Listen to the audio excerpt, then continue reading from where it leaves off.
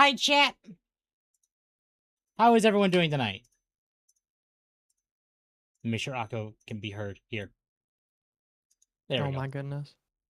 So Akko's model is having a heart attack, or at least maybe my VTube studio is having a heart attack. Yeah, oh, I think it's your VTube studio because you're showing up on my screen. I think it's my side too.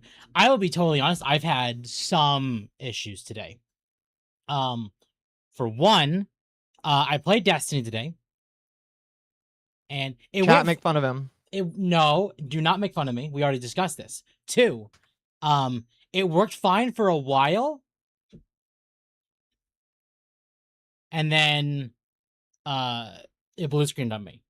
No idea why. Probably BattleEye, because BattleEye is a piece of garbage. And And then I turned my computer back on after the blue screen. I was logging into my computer, and it blue screened again. And then, right before stream, OBS crashed. Your audio sounds a little weird. Do you have a fan on in the background? Oh, you can hear that? Yes, I can.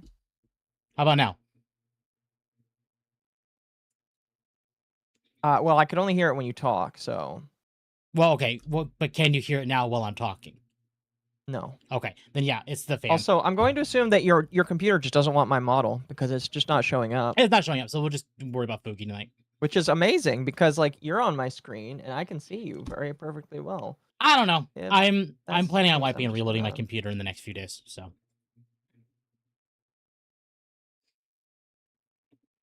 That honestly, realistically, that will probably fix some things. So, it's fine. Yeah, probably. Oh well. Isn't technology wonderful? Maybe.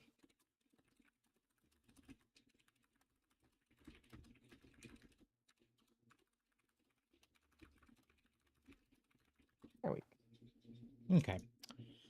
Need to call the Ghostbusters.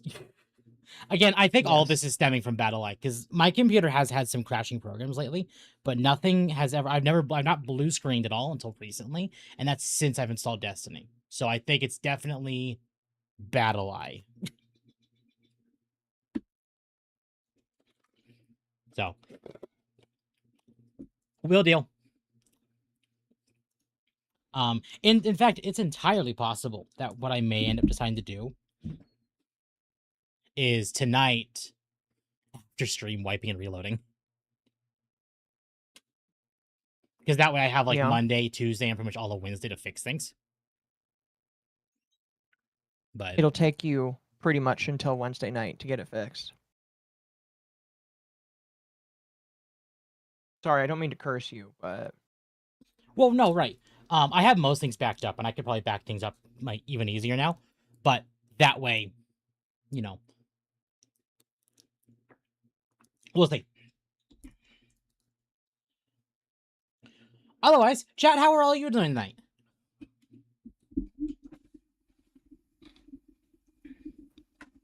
Ugh. I'm doing good because I'm playing Toontown. You're playing Toontown? I am. Well, good for you. I've been in a funk lately. Have you? There's nothing I've wanted to play. Like, unless it's on stream, I'm just not really playing games. Like, right now, I have... Like, the last game I finished by myself, not by myself, but like off stream, like privately, was Pragmata back at the end of April. What you're telling me is it's just kind of boring for you to play games right now? Not boring. It's just I can't find something that I want to play. I want to get back to Stellar Blade. I did resume Stellar Blade, but I'm also like, I got to be in a mood. And I think I am in a mood to play like a turn-based RPG right now. The problem with that is like, what? Boy, do I have the MMO for you.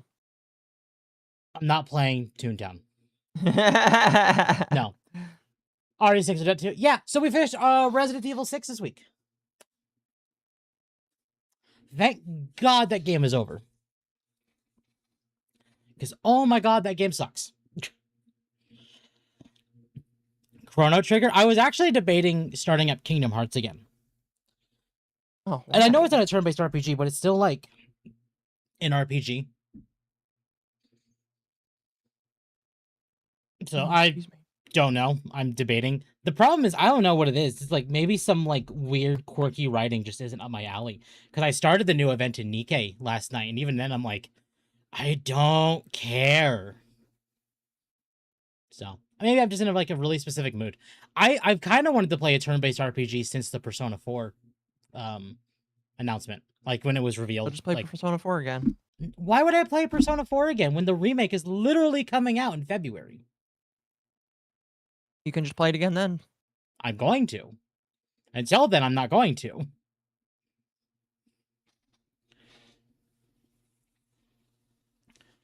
Which always I don't know how to deal with you. Went to Ollie's, got some good cheap stuff. I've never been to an Ollie's. I've heard Ollie's is like the bargain bin store. It can be. It can be. Gotta play Persona 5 again.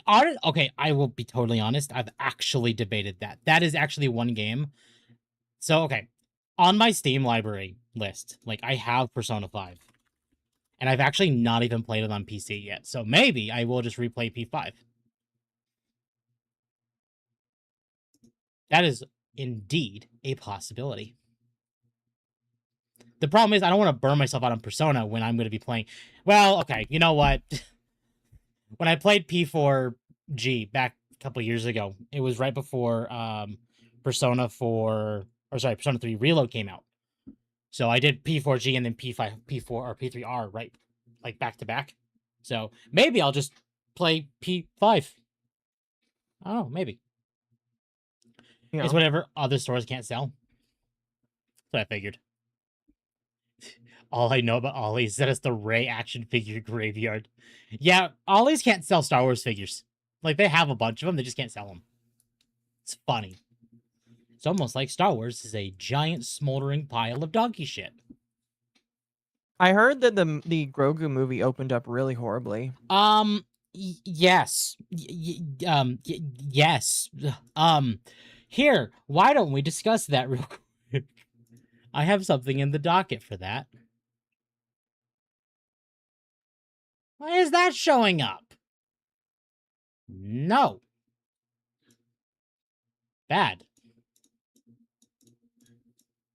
Things are still a little borked from yesterday. It's fine. It's fine. We're working on it. Yep. There's Akko's. Akko's bigger now. Why'd you make that sound like I was a baby? What the fuck? Maybe you are. Oh, why do you say that? I don't know. Your little Foogie was tiny. It's no longer tiny.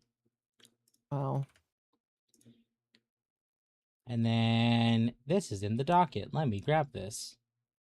The docket was formed weirdly this week. I thought I put a divider, because I usually put a divider in the docket to signify like a new week, but I forgot to do it this week apparently. Right. Here we go. 1 second. Wow, there we go. So we had a whole bunch of different movies come out. Obsession from Curry Barker. You showed me Curry Barker before. Yes, he's great. I would like to see the movie, I'll be honest with you. Give me 1 sec, I'll be right back. While I wait for the octopus.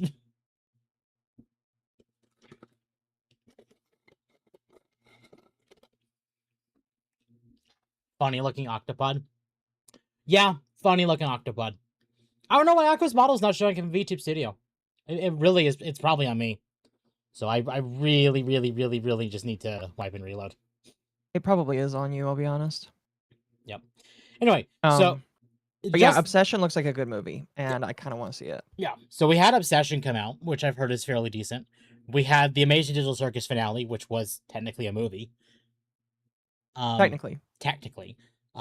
Realistically, if you... I hate to use anime as like an example, but it's kind of like an OVA. Like, you know how like classic OVAs are like, it's like a normal episode, but it's longer? Mm-hmm. It's like that. Yeah, but OVA is like, I don't really know if I would consider it like that. It's weird. And then we had the Backrooms, which the Backrooms did fairly well. Let me turn this on so there's some background music. We had Backrooms. I tried Backrooms pretty good. And of course, Iron Lung is Iron Lung. Iron Lung did fantastic. So, yay. But, Amazing Digital Circus beat out Star Wars The Mandalorian and Grogu by 11.5 million. Sorry, that's false. Sorry, by 1.5 million. Quite a lot to beat it by. I know Glitch isn't indie, but in the case of Star Wars, an indie movie beat out a Star Wars movie. That's bad. That's really bad.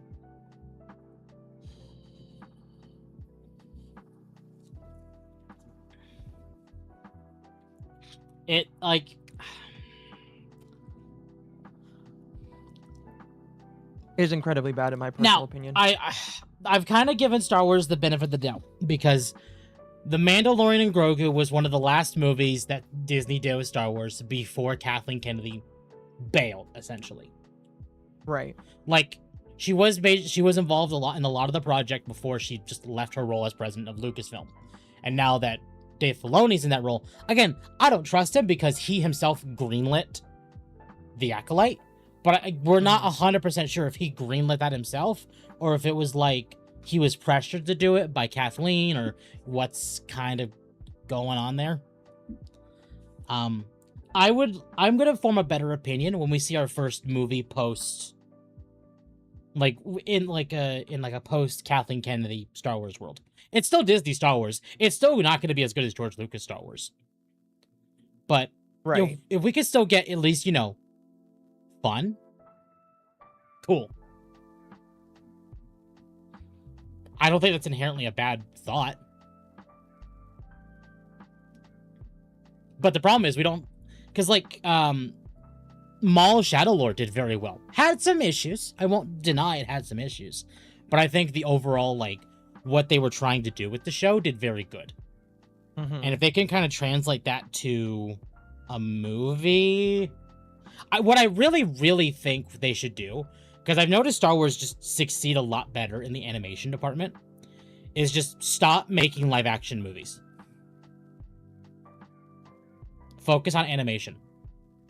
That would be interesting if that's what they chose to do. Because with animation, you can also allow it to, you don't have to use a whole lot of... Would it be cheaper, though? I don't know. Because Mandalorian and Grogu was also structured in the same way the TV show was. So it didn't have a movie budget. It was just, season 4, essentially. Mm-hmm. So I don't know if that's, the best example. And because the previous movie that came out was The Rise of Skywalker, I don't know. But, like with DC, I think Star Wars shines the best with animation. Right. At least in the case of Disney Star Wars.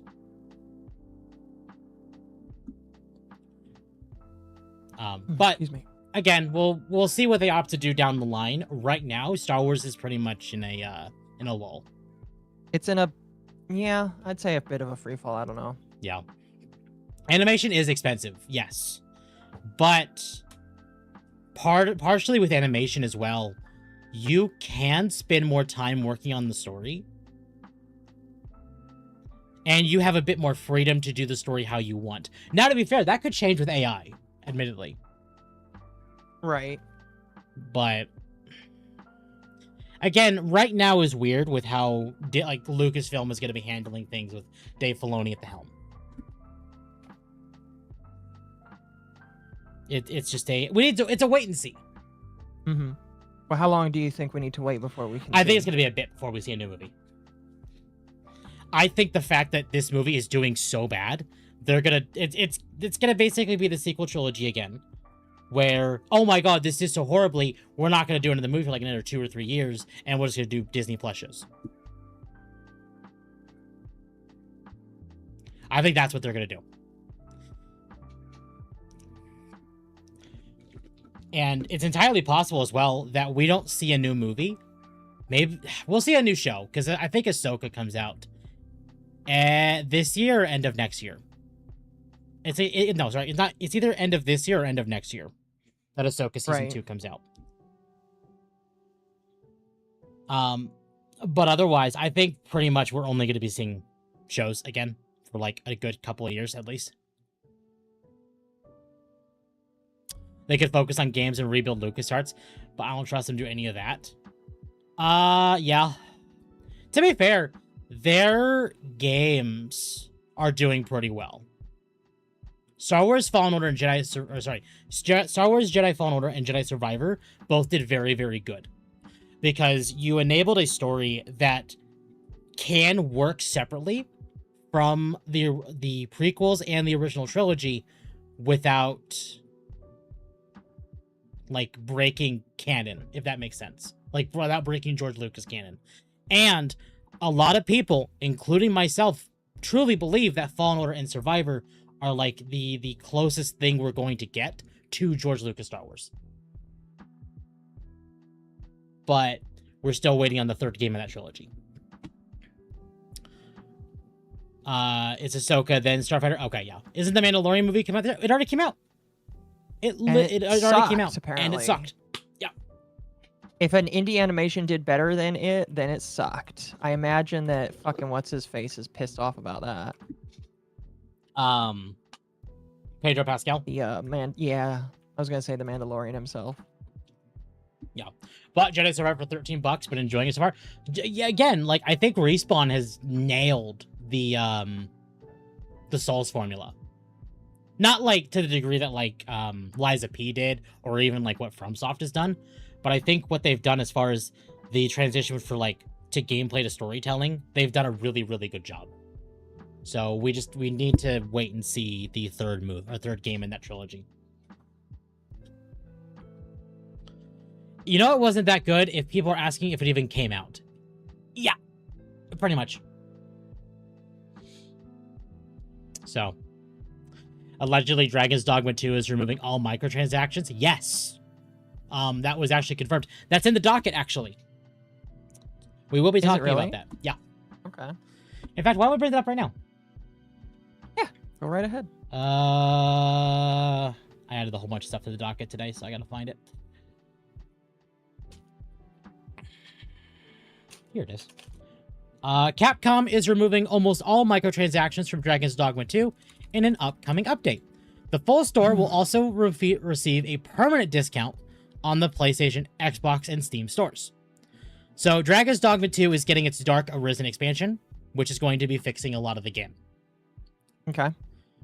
They are actually removing the Deluxe Edition, the A Boon for Adventure's new Journey Pack, Harpy Snare Smoke Beacons, Heartfelt Pendant, Ambivalent Rift Incense, Makeshift Jail Key, Art of Metamorphosis, Port Crystal, Warp Location Marker, Wakestone, Restore the Dead to Life, and the different Rift Crystal bundles.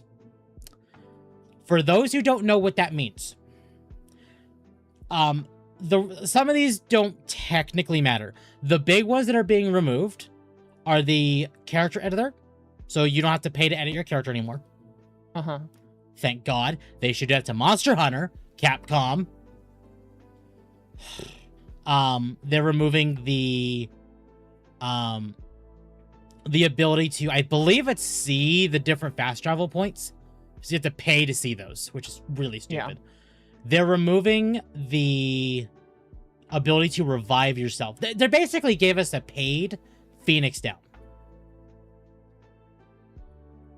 Interesting. So like, oh, you could revive at like your previous checkpoint, or you can revive on the spot. Just give us money. Dragon's Dogma 2 had some very Ubisoft and EA level bullshit with Dragon's Dogma 2. And to say it damaged the game, it damaged their reputation pretty well, actually. Right. But they're removing all that, and Capcom themselves have actually said that a lot of what is going on in the DLC is basically feedback from the community and the player base. It's like, okay, we listened.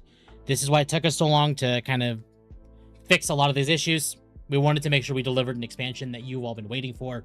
That wasn't just, oh, well, it's expansion time. Okay, we're done. Okay, bye. Right. So, sounds like a mobile game. Yeah, no, exactly. So, but they have since stopped that.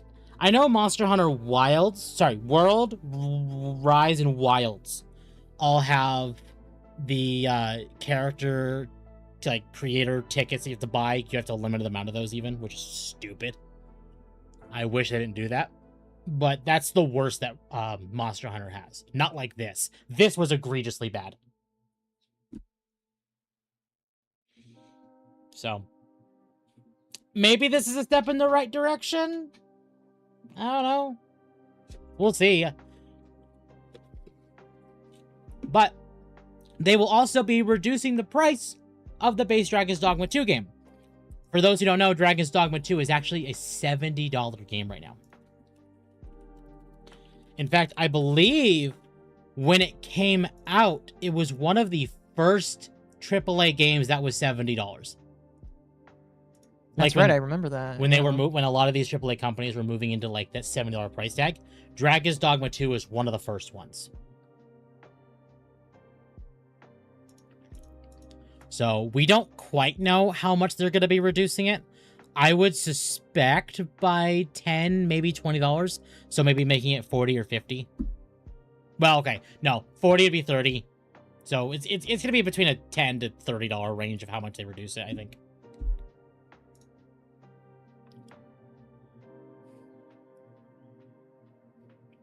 He says with the community off. Character edit vouchers are the worst. They are the worst. They're horrible. But really? Oh, no, totally not.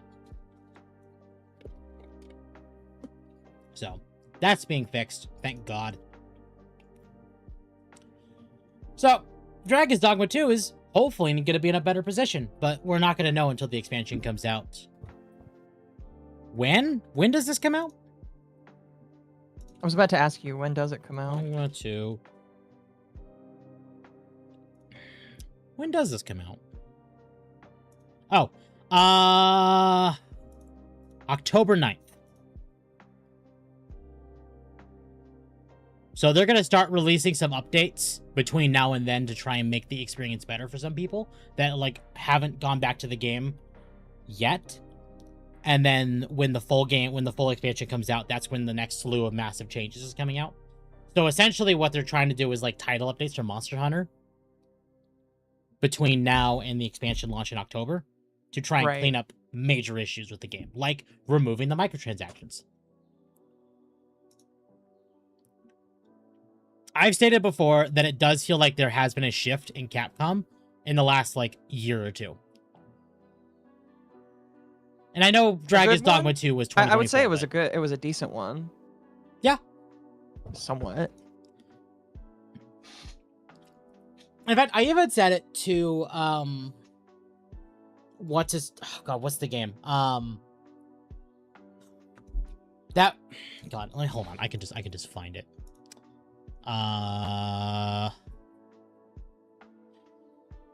The Aftermath Z developer.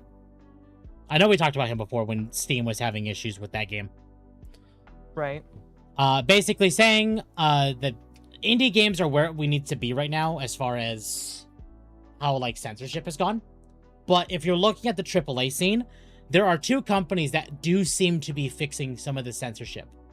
Not completely, and it's slow going, but you can at least see the improvement. And that is Capcom and Square.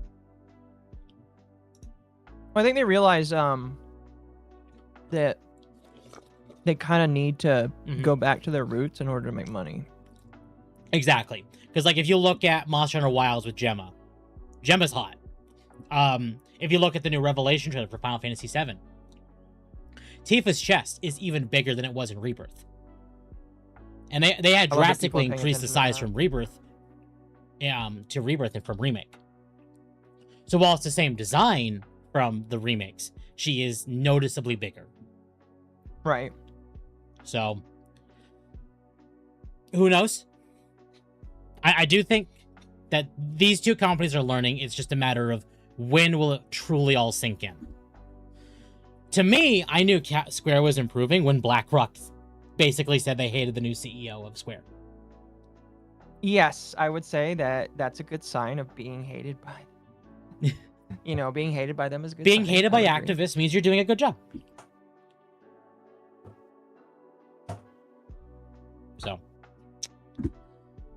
otherwise, Opie is truth. Opie is truth. Yes, I agree. So, this week we had the Nintendo Direct. So the Nintendo Direct basically capped off the E3 week, essentially. Because we had the State of Play from Sony, we had Summer Game Fest, we had the Xbox Showcase, and then we had the Nintendo Direct. and that was like the big like E3 essentially. E3's dead, Right. but E3. That's what we got. That's what we got.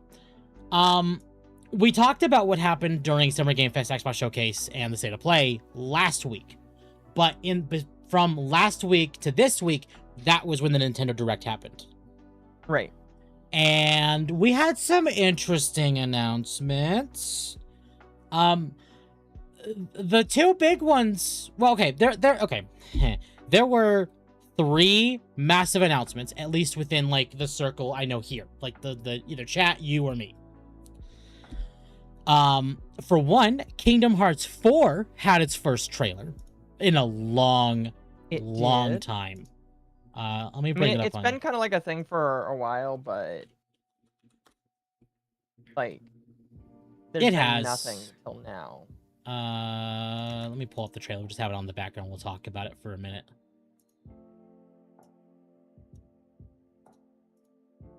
And I'm not going to be playing audio on it because we don't need Square getting mad at us. But I can't see it. Oh, you can't see it? Hold on, I can fix that. Yeah, I got a gray screen.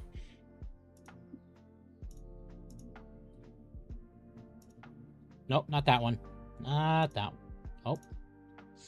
I hate Discord. I want you to know this. There we go. Can you see that? Occo.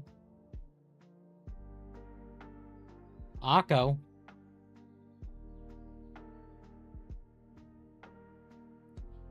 Okay, well, the octopus is dead. Yay. Sloppy. Hello?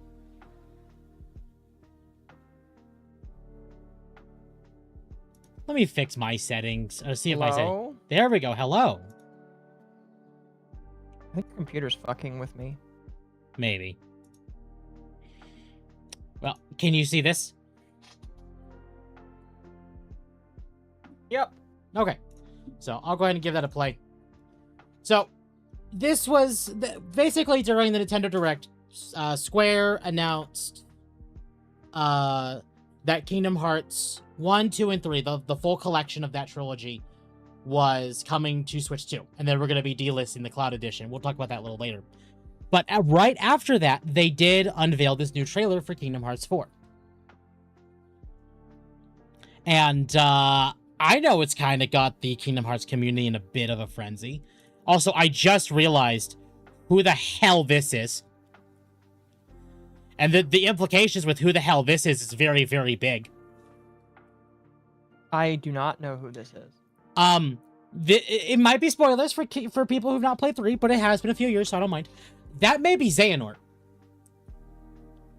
Oh, does he like become a normal person again? So, the way Kingdom Hearts works, lore-wise, where Quadratum is essentially the afterlife for Keyblade wielders. Because the way that Kingdom Hearts kind of works is like your body and your soul are different things. Right. So like these characters are not essential, like necessarily dead, but they're dead. And that does include Sora. At the end of Kingdom Hearts 3, Xehanort and I forget his name. The guy that Mark Hamill plays. Completely blanking on his name. Both basically ascended and went to Quadratum. Like they finally were able to like be at peace and they went to Quadratum. At least that's kind of what we assume.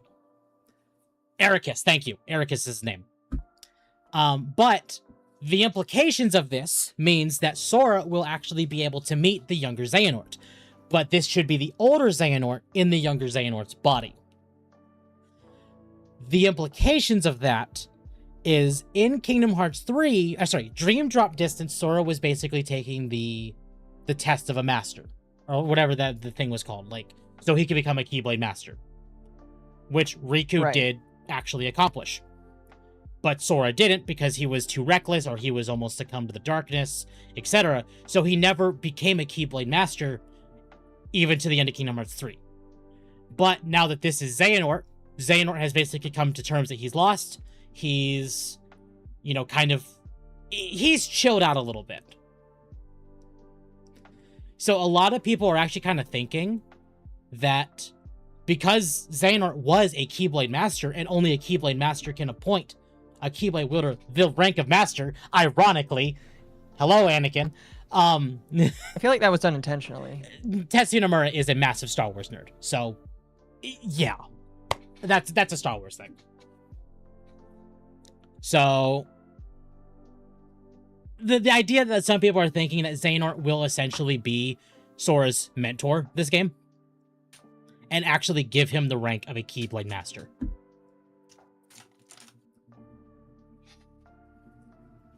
My question is, isn't he already a master because of the Keyblade he has? No. No. In fact, in within the context of Kingdom Hearts, the Keyblade that Sora has technically was meant for Riku. The only reason why Riku did not get it is because by the time the Keyblade had manifested, he was already, not tainted, but like teased by the darkness, essentially. So it found... Teased by the darkness. The Keyblade essentially found a wielder that was not corrupted by darkness, which was Sora. Sounds like way more lewd than you're trying to make it. I know. It's trying to find the right words for it. Which is why later on in the Hollow Bastion, Sora or Riku got the Keyblade back, but then when Riku basically proved to the Keyblade that he was pure of heart, so Riku lost the Keyblade and it went back to Sora. So Right. No, he's not a Keyblade Master, but he is pure of heart. And that technically is among the conditions to wield a Keyblade. So, and on top of that, because Xehanort gave his Keyblade to Sora at the end of 3, yeah.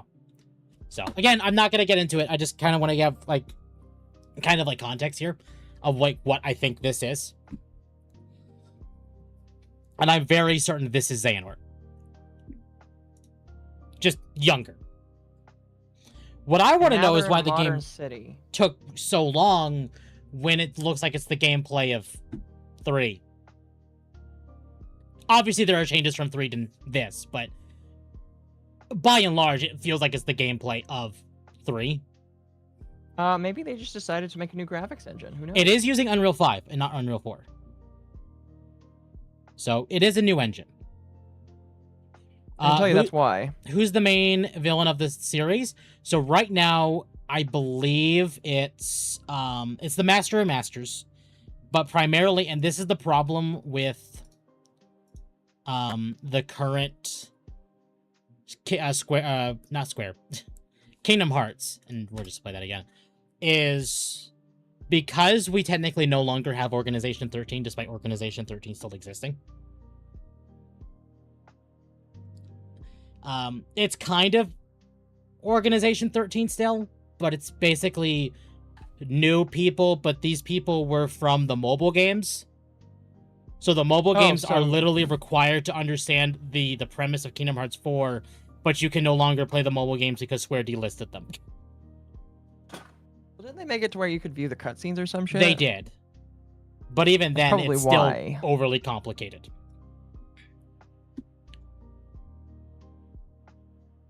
So It's probably why they let you view the cutscenes, is because they're like, ugh. well, We don't want people to not know what goes on here. yeah, that's basically it. I've basically proposed the idea, and we're going to talk about it probably very soon because we're on the topic of Square, essentially. During the Nintendo Direct, Square Enix also announced Final Fantasy Resonance. Let me pull that up because I have the trailer right here. They announced Final Fantasy Resonance during the Direct as well. And for those who do not know what Final Fantasy Resonance is, this is an HD 2D remake of Final Fantasy Brave Exvius, which is a mobile game. It was, in fact, one of the mobile games that Square delisted, that you can no longer play. And it's being... Is it because they are making a remake? No, Square has a habit of delisting mobile games when they're no longer supported, like when they're done with it.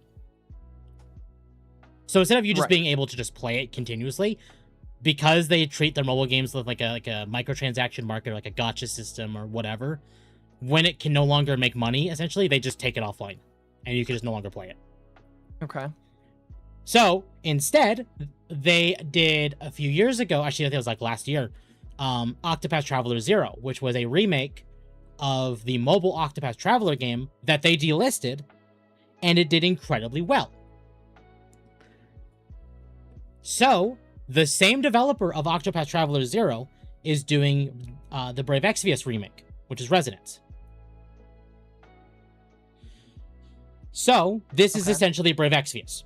The reason why I say this is important is because they could also do this for Kingdom Hearts, where they have the same developer do HD 2D remakes of the two Kingdom Hearts games that were delisted. In fact, the same can even be done with the... that? Absolutely there is. In fact, Kingdom Hearts used to have a very consistent release schedule of, like, spin-offs to main series games. So, like, even though it took a long time for Kingdom Hearts 3 to come out, they still had a few, like, spin-offs, even though the spin-offs were canon to the story of Kingdom Hearts. But ever since Kingdom Hearts 3 came out, we've had exactly one spin-off. And otherwise, since then, it's just been, like, the collection again and again and again and again. And it's kind of getting old at this point. Right. So why? Oh, no, I know why. So that's what they're doing. And I kind of proposed the idea to someone that they could do the same for Kingdom Hearts. I do want to add for Resonance as well that Brave Exvius was a gacha. And instead of relying on the gacha system, because you were able to summon like other characters or like other party members essentially, or the different Final Fantasy characters, like the different protagonists. Instead, what they did for Resonance is they made them basically accessories. So you can kind of see here at the end where they were showing off the different like protagonists here. These are the different summonables from Brave Exvius that are basically attacks for your main cast of characters. Because they didn't want to remove the gacha system or like remove what you got from the gacha system, but they didn't want to include the gacha system because it didn't make sense for a single player RPG. So that's good. So if you enjoyed Octopath Traveler 0, same team that did that is doing this game.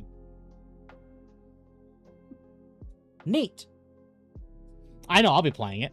And it comes out on Steam. Both Switch 1 and 2, PS5, Xbox, and Steam. Q4. No release date for Kingdom Hearts 4, though. No. That's not happening for a bit. As I don't want to play 7 for the 15th time with, like, fucking Skyrim. Yeah. And I understand that, too. So, this is an entirely new game. Well, new game. But it's going to be a new game for some people. I will be playing this one. Question is on stream or not is the debate. So, that was what they those are a couple things they announced at the Nintendo Direct. Another one they announced, and I think this is a fairly big one as well. Let me pull this up. And this one, you're going to kind of maybe get a little mad about this one, at least on my side of things. Okay.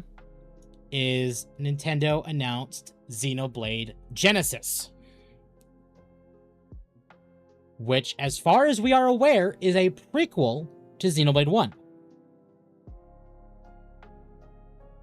It follows a lot of the same like design aesthetic, it not even like remotely close to Xenoblade X. It does feel like a prequel with how like some of the narrative is going here. For some reason, I cannot hear it. I have it muted, that's why. Okay. I don't want like these companies getting mad at me for playing the audio of their games. Because with a trailer, it can get kind of funky. They've been showing the same level for years. It is far from... Yeah, exactly. So... I told you this, and I made basically a deal with Chab, where I basically said, I will not get a Switch 2 until they give us a new Xenoblade game. Time's up. we're getting a new Xenoblade game. So my deal is coming to fruition, and I'm getting a Switch 2.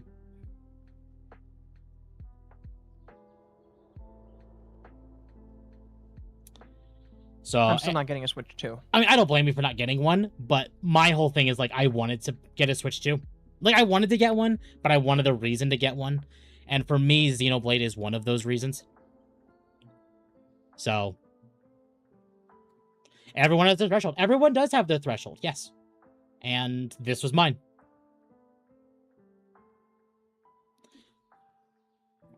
Doesn't look like Xenoblade, though. It doesn't. I noticed some people mention it looks more like Fire Emblem. But I could see the Xenoblade art style here.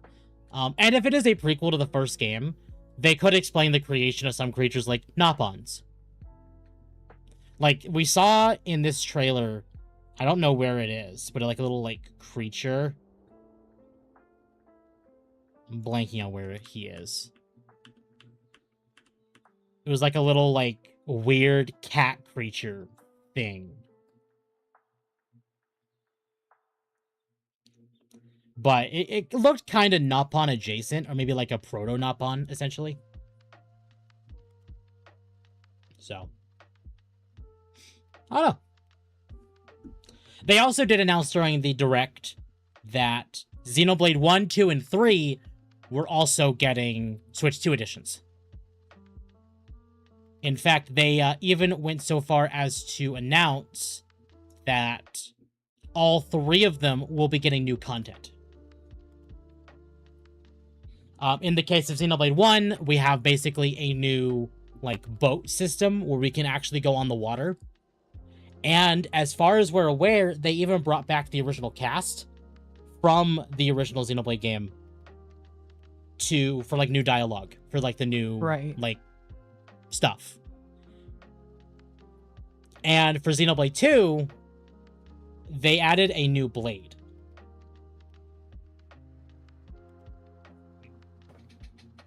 Now, a new blade is not necessarily a big thing, but that is a lot more story. That is an entirely new mechanic system, and they added a horde mode for like leveling, kind of like Palace of the Dead from Final Fantasy XIV into Xenoblade 2, and they did the same for Xenoblade 3.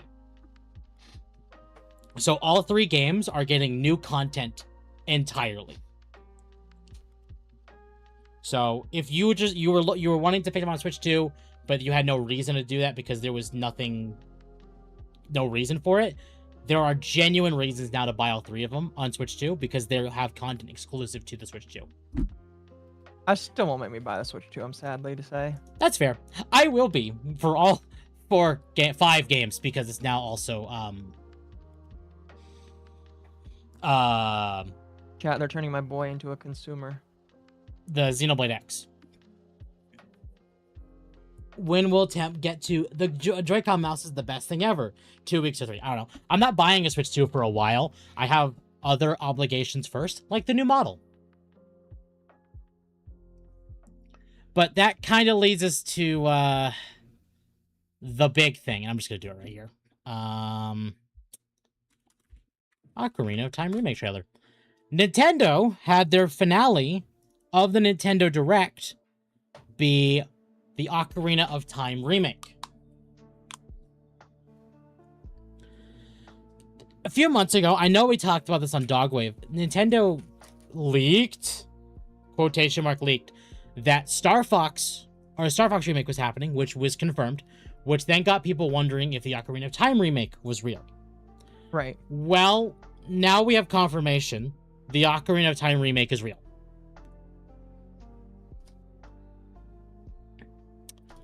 Will Xenoblade Genesis face the modern audience dilemma, or would it be respected or faithful to Xenoblade? Also, wouldn't trust Switch 2 versus Xenoblade games because it's censored. Fair. That's very fair. So yeah, we had the Ocarina of Time Remake.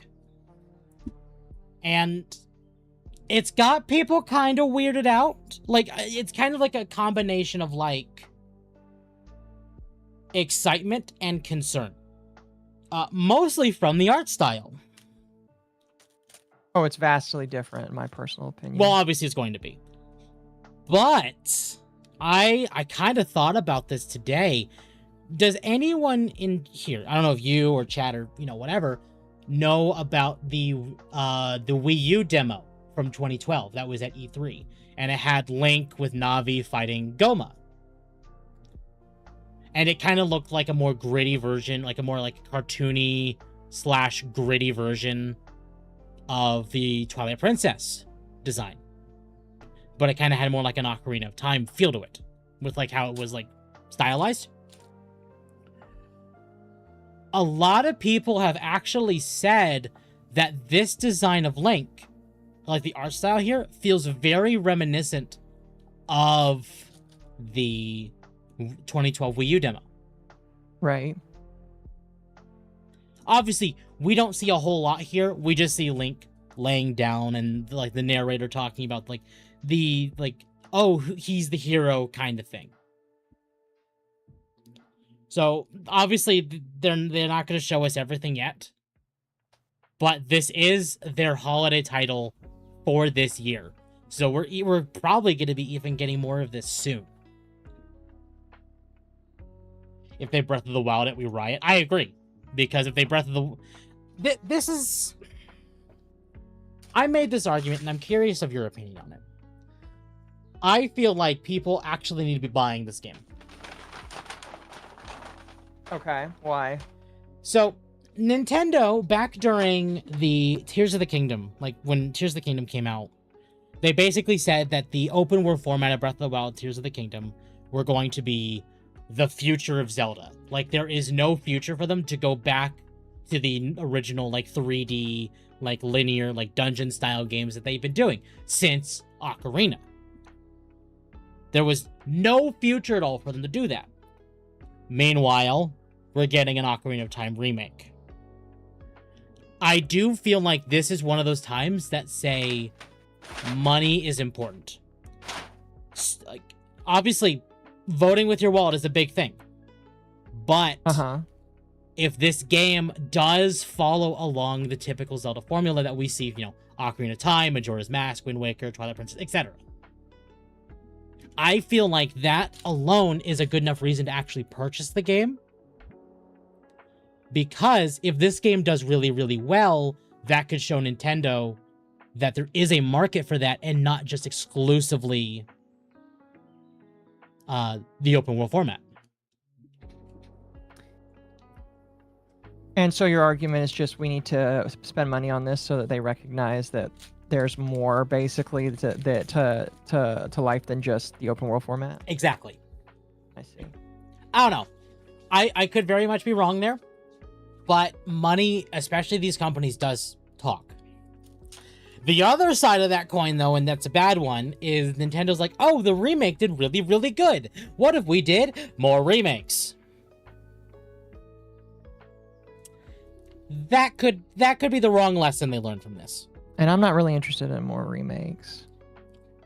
I don't think Ocarina, Wind Waker, Twilight Princess, or Skyward Sword need it. I could see Ocarina and Majora's Mask kind of getting them, though, because of how old they are. Like, they could use the refinement. The problem with Ocarina, especially, and I think Majora's Mask is also having this problem, is they had the 3DS remakes, or I guess remasters, and they were very, very good. But how far will they deviate from that?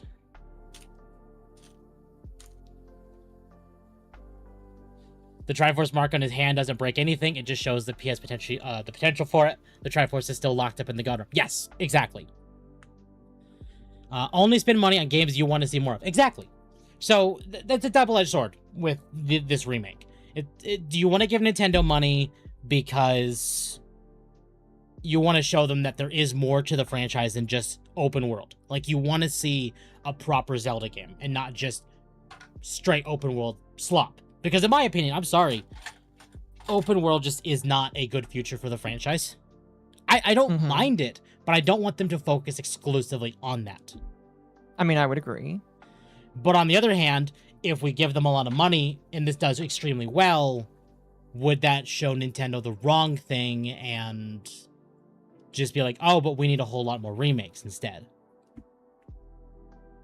So, I don't know. Again, it's a double-edged sword. From what I got from this, it's going to be a true, faithful, and respectful remake and remaster, or cater to a modern audience for not respecting lore. Yeah, exactly. It can either do really good or really bad. But, and I think this is definitely another thing that's going to be fun to think about. This is Nintendo's holiday title. Which means this is the only thing that we are 100% positive is coming out in November and December. Because Nintendo really never releases their holiday titles unless it's the last 2 months of the year. So we won't see this basically till Christmas. Right, but think of it this way. Right now, GTA 6 has a competitor, and it's Ocarina of Time.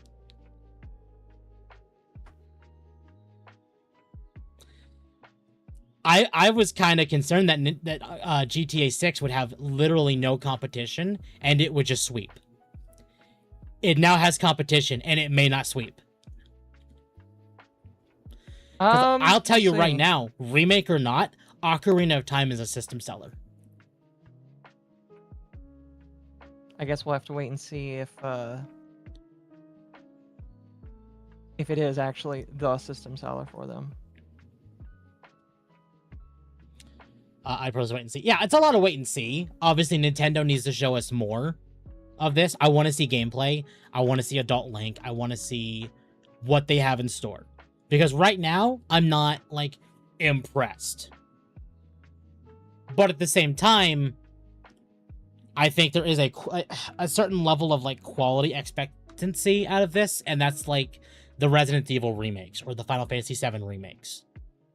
Like, will it follow the tradition of those remakes and be like, we're going to change a lot of lore? Or will it be a faithful, like, remake to the original?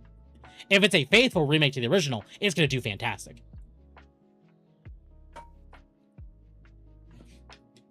It's not just the money, too. It could cater to a modern audience. No, it could cater to a modern audience. The problem is we need to wait and see what Nintendo does. And right now, all we know is that it exists. Will this quintuple Ocarina sales like the original did? Time will tell. Exactly. We need to wait and see. It's just right now, if anything is going to compete on the same level as Grand Theft Auto, it's gonna be Zelda. It's going to be Ocarina of Time. Nothing else in 2026 is big enough to compete with GTA. Except this. And I would honestly go on a limb and say this is the biggest title Nintendo has released for the Switch 2. Uh-huh. If anything could compete with GTA, it would be fucking Ocarina of Time. Yeah. Yep. Exactly. But it's a wait and see moment. So, wait and see. One of the reasons probably 4 is garbage is because they tried to shove Breath of the Wild open world into it. Screw open world slop. Yeah. Again, here's the problem with these, like, AAA companies, especially AAA Asian companies. Don't get me wrong, AAA Asian does significantly better than AAA, like, Western. But most of the time, AAA Asian also has the problem of being several years behind. So, where Nintendo is now catching up to the open world formula, open world style that was, like, really popular in the West back when Skyrim came out. Like, almost every game for, like, a good few years was just more open world stuff. But Nintendo was producing traditional games, you know, traditional Mario, traditional Zelda, traditional, you know, in general games.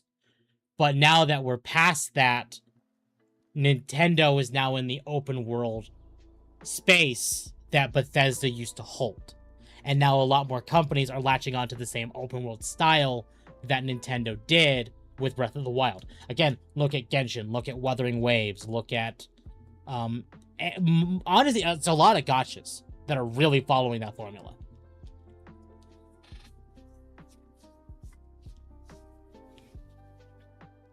Ocarina of Time versus GTA 6. Yeah, well. Anyways, Power World lawsuit. Oh, yes.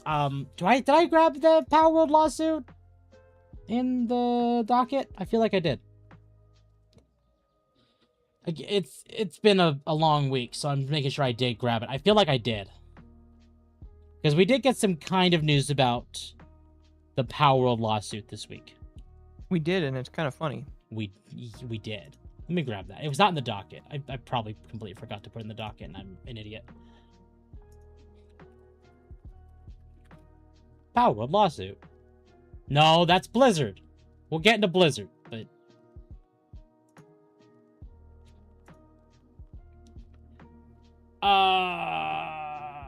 Here we go.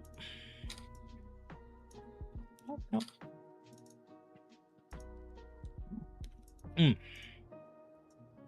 There we go.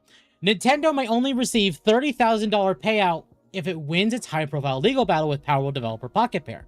An IP expert has said, but it's looking increasingly likely that Nintendo will lose. If you actually paid attention to the 1.0 trailer for Power World, you would notice that, and this is something I think is probably bigger to pay attention to than even the whole, oh, we're flying on a mount. Let me pull that up. Power World 1.0 trailer. No, we'll do this one, because I don't want to give Xbox views.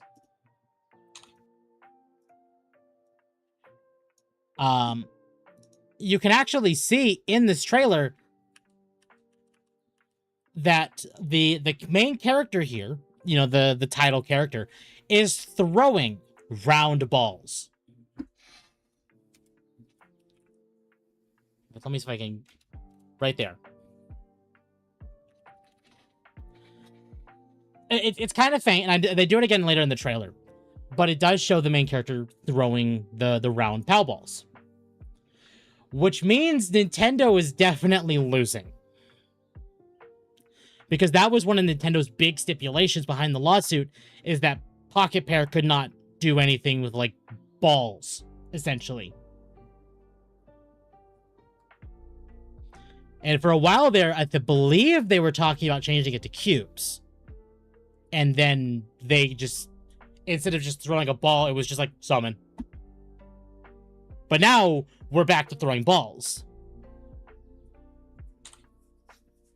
So, Nintendo is definitely feeling the lawsuit.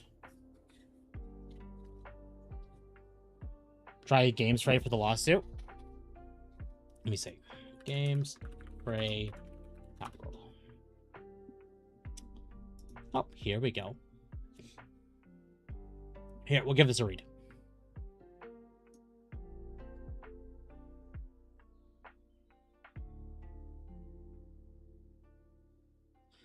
They're not just going to drop the ball. No, that's what they were doing, though. They were literally dropping the ball at their feet in the game. Occo played Power World. Can you tell me if I'm wrong? What?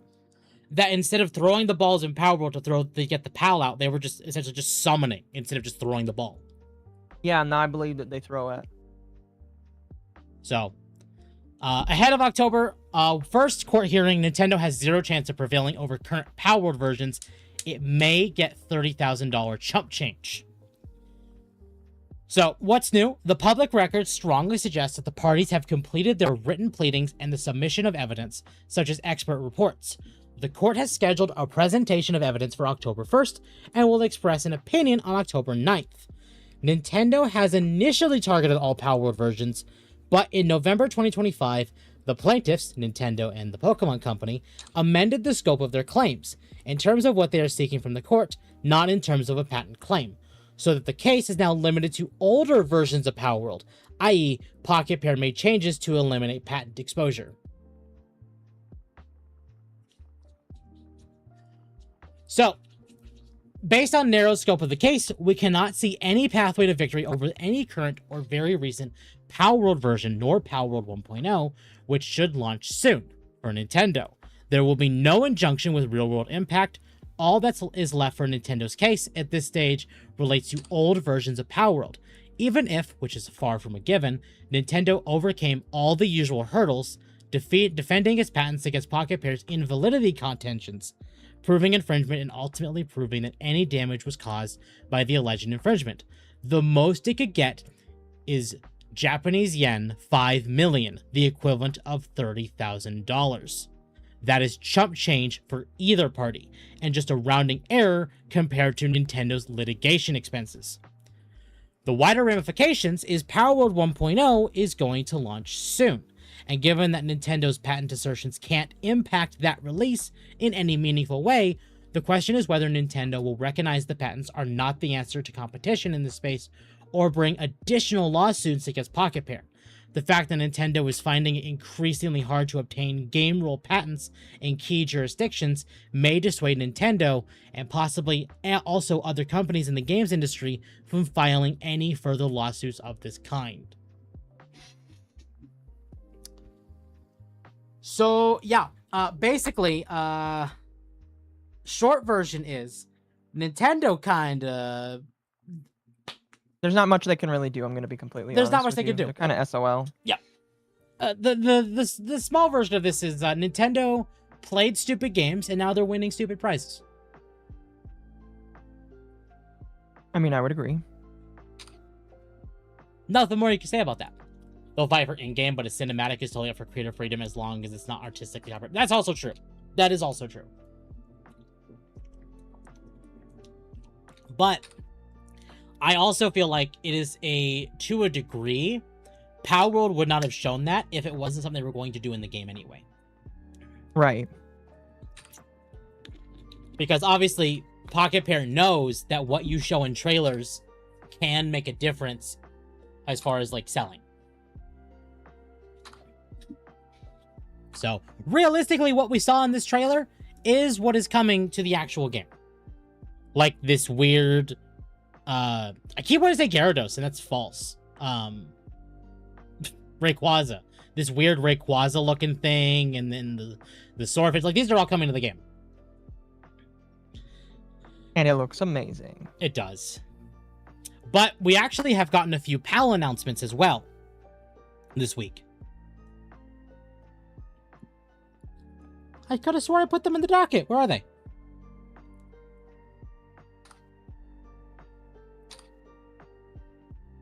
Where are they? Oh, here we go. Here we go.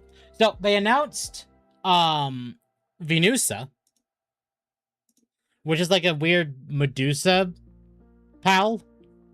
Right. It's interesting. But it's not cute. the one that set the internet on fire. No. That'd be this thing. Oh, that's very mean of you. This thing set the internet on fire. I don't know why you're so mean. That's not nice. Oh, it's not a bad thing. But I will admit I have seen more porn of this one. Uh-huh. I don't think anyone here is surprised that we've seen a lot of porn of this one. I mean, it's a clown. What do you expect? It's a clown with really thick thighs. Yeah. Like, yeah, yeah. People like these pals a little too much, they do. We're gonna have a Dogwave with a collar at this rate. Excuse me? What do you mean? We don't need a Dogwave with a shot collar. What do you mean, chat? I'm behaving. Oh no, I'm talking like what's wrong with the POW? That is not a jester. That is a jester, not a clown. Fight me. It can be both. It's more reminiscent of Occo's old clown design and not new clown design.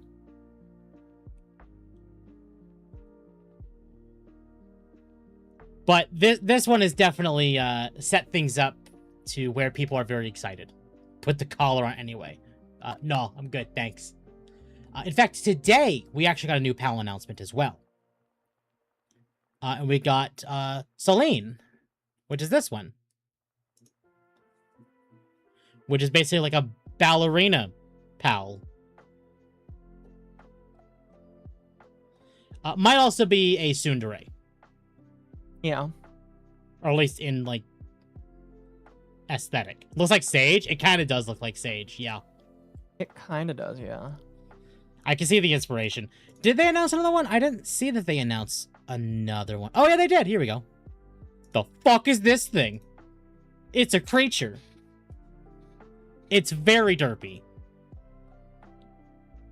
It is. It kind of looks like Kudupeko from Monster Hunter.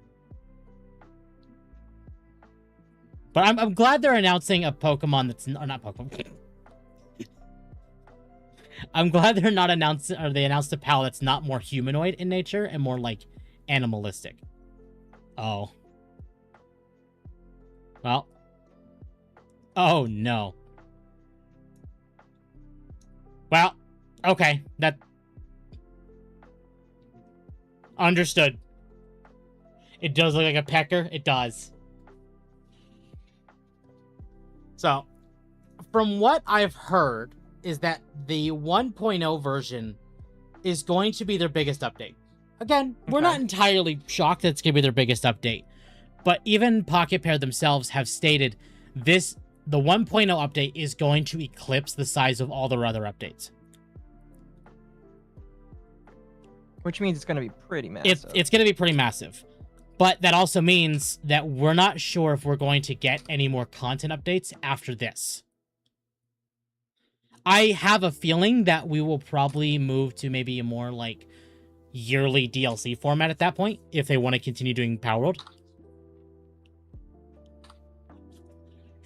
But they could also choose to entirely, like, we're done with Power World. We'll do balance changes if we need to. We'll do bug changes if we need to.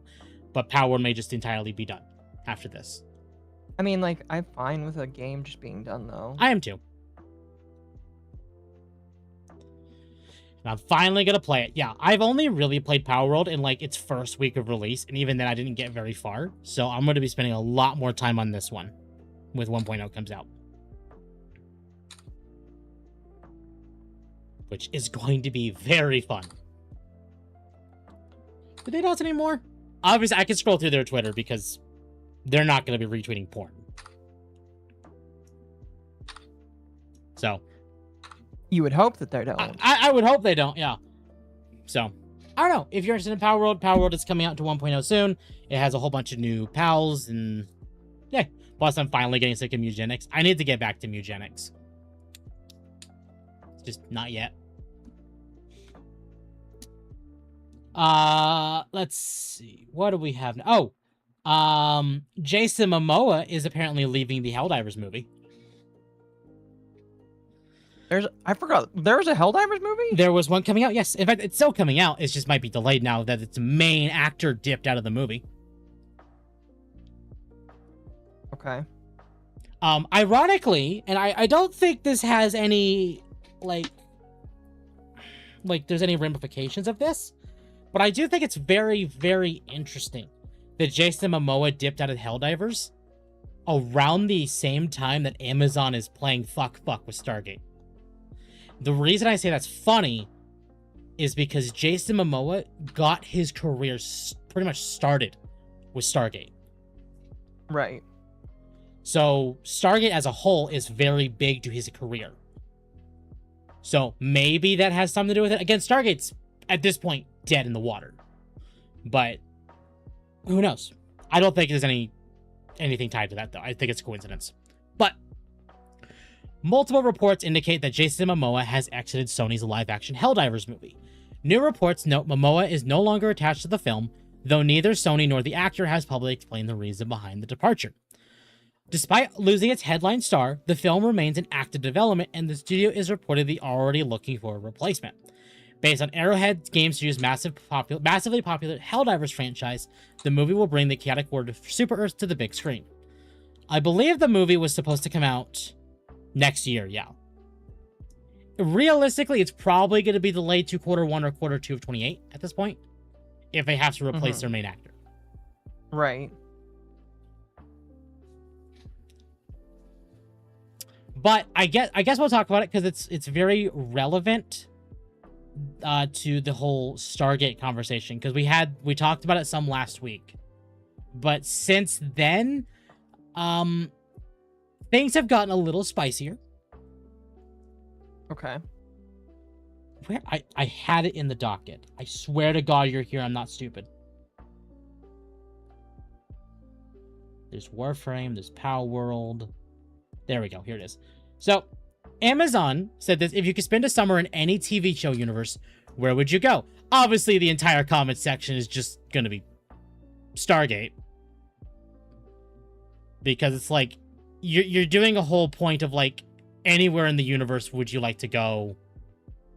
You know, and they specifically mentioned the whole universe thing right after they canceled Stargate.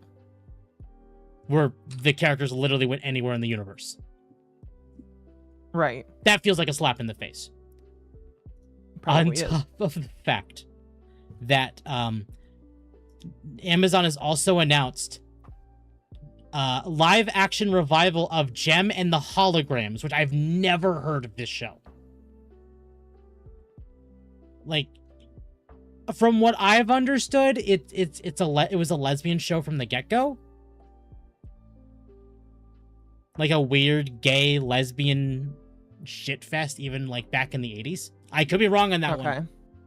So the fact that Amazon announced this show after canceling Stargate feels, again, like a slap in the face. I would agree with you on that. It's not? Okay. No, I'm not sure. I've never... You're not an 80s girl. That's fair. It's not? That's I'm fair. Confused. That's fair. So, Nina Infinity, which I didn't realize was a content creator, but I found out since she is a content creator. Amazon MGM Studio and Prime Video are starting to delete posts because they're getting ratioed by Stargate fans in the comments. So, and then they responded immediately to the Gem and the Hologram saying, oh, so this gets some live action revival, but Stargate with the dedicated fan base of millions of people wasn't broad enough? Yeah. So, Amazon is still kind of getting a bit on the heated side. And the Stargate community has not let go of the whole it's been canceled thing.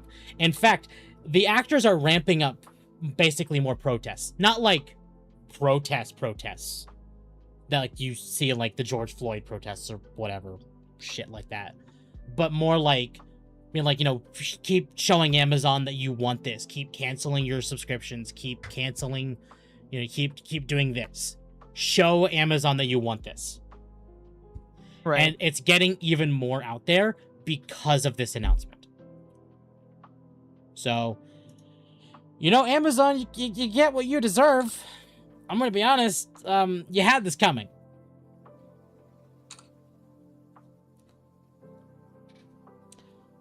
No temp, just 80s VTuber before VTuber was like, okay, fair.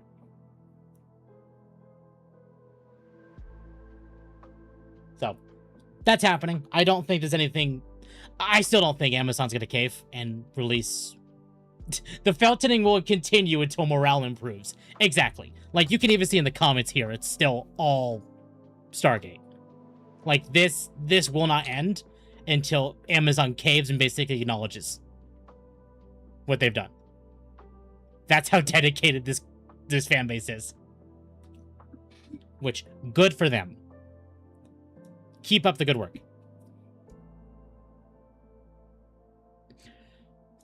So, the Shift Up kind of give some comments this week. For what? Stellar Blade. Okay. Stellar Blade Blood Rain dev explains why protagonist looks so young. Because that was a point of contention. Yes, of course.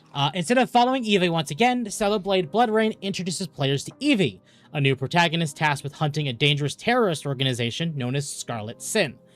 The action moves away from a ruined landscape of the original game and into massive cyberpunk city inspired by locations across Korea, Japan, and Hong Kong. According to director Hyung Tae Kim, Eevee was intentionally designed to stand in contrast to Eve. She's younger, smaller, and less physically imposing, but makes up for it with an aggressive personality and a brutal close-range fighting style. Yes, she is younger, she's smaller in size, she's shorter than Eve, but she has a stronger personality and engages in much tougher battles. Kim said, and she's actually part of a special squad that chases after a group of terrorists who cause terror attacks here and there in the city. Her combat revolves around punches, grapples, rapid movements, and vicious melee attacks, giving encounters a different feel from what players experienced in the original Stellar Blade. Shift Up also appears determined to place a greater emphasis on character development this time around.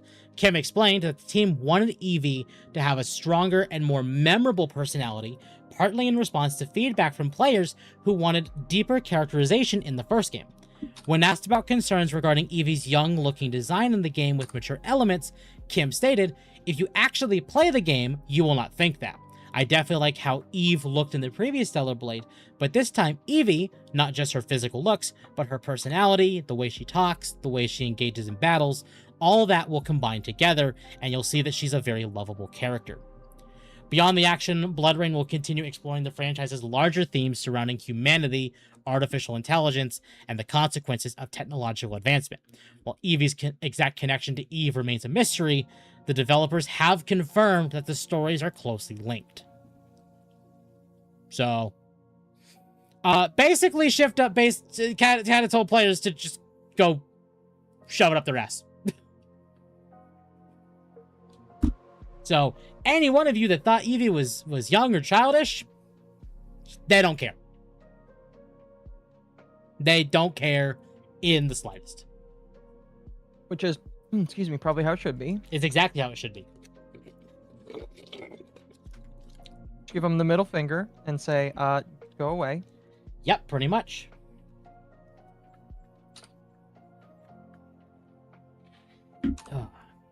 Justice and Clowns are the same thing, basically. Yes. Yeah, they are basically the same thing. One does different stuff than the other, though. Go play game. Exactly. I've actually been getting back into Stellar Blade. So, I'm in the second area, like the desert area, and I'm so bad at the game. So I've been taking my time, like, basically relearning the combat. I've even gone so far as to flat out debate restarting the game entirely. Why? To relearn the game. Because I'm only in the second area, I could theoretically restart the game and not really lose a whole lot of time. Okay. Shift Up leaving PlayStation turned them more based. They were always based.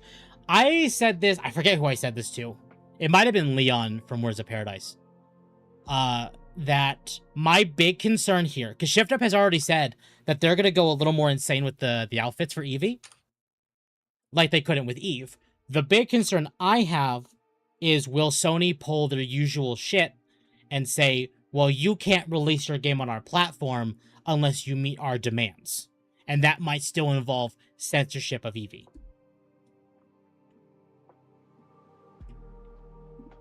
So, hopefully Shift Up doesn't bend, but there is a decent chance Shift Up will bend. I hope that they don't. Well, I wouldn't say that. Don't wish for that. What do you mean? It depends how Sony acts.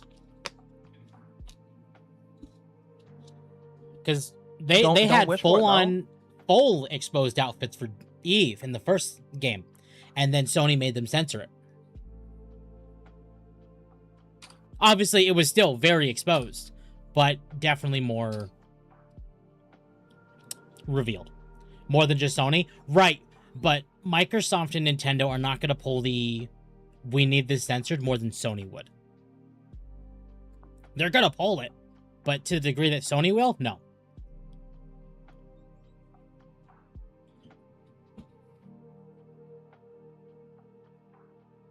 Hopefully they'll go on opposite. They very likely will. So, if you haven't finished Stellar Blade yet, go play Stellar Blade. It's a very good game.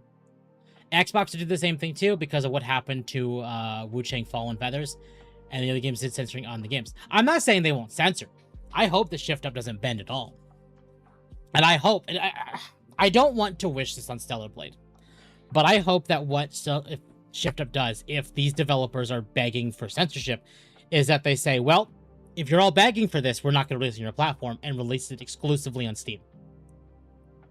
Or, well, let's say exclusively on PC.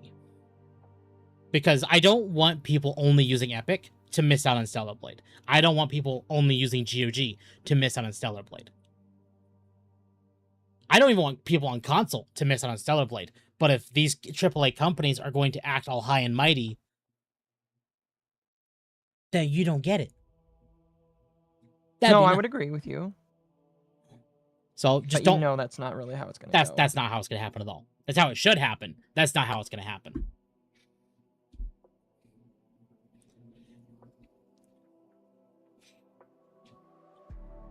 Oh.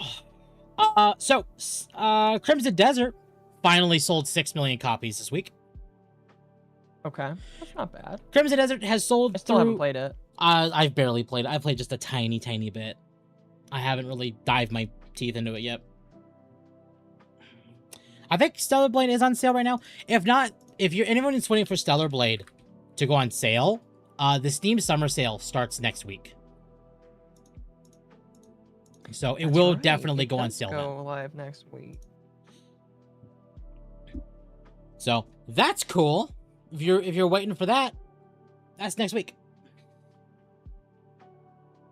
Crimson Desert is okay. You gotta be in the mindset to play Crimson Desert because it's another one of those open world Breath of the Wild type games. Oh no, my wallet. I mean, to be fair, Stellar Blade will probably, because I think Stellar Blade, even full price, is like, yeah, it's 50. Or sorry, it's not 50, it's 60. It's 80 if you want the complete edition, which is like the Nier Automata and Nikke DLCs as well. Which are definitely worth getting. Mm-hmm. So, even then, realistically, Stellar Blade is probably going to be like 25% off at the very least. Isn't Jason Momoa a pro wrestler? No, he's not. Breath of the Wild is kind of not that good. No, I agree. Breath of the Wild and Tears of the Kingdom just both kind of stunk. I prefer Tears of the Kingdom. But I think Nintendo has yet to figure out the open world format. With its recent updates, it's getting crazy how they are adding so much content. Yeah, they're adding a lot of content into Crimson Desert. So things are getting fun there. They are indeed. We'll have to wait and see where it goes. In the same case of selling 6 million copies, Monster Hunter World also hit a similar milestone. Monster Hunter World has sold over 30 million units worldwide, making it Capcom's best-selling game of all time. Is it really? Yeah. They made so many other games, though. And that's their best? Yeah. 30 million units is nothing to scoff at. No, I'm surprised that they don't have anything above that. Capcom was one of those sticklers for console only for a very long time there. And then when they were releasing the PC, it was just ports. It wasn't like on-release games. So they're doing a lot better now than they used to be. But World was one of the big games people were begging for it to come to PC. So when it did, it got a massive slew of players. And when it goes on sale, you can usually get World and its expansion for like $10.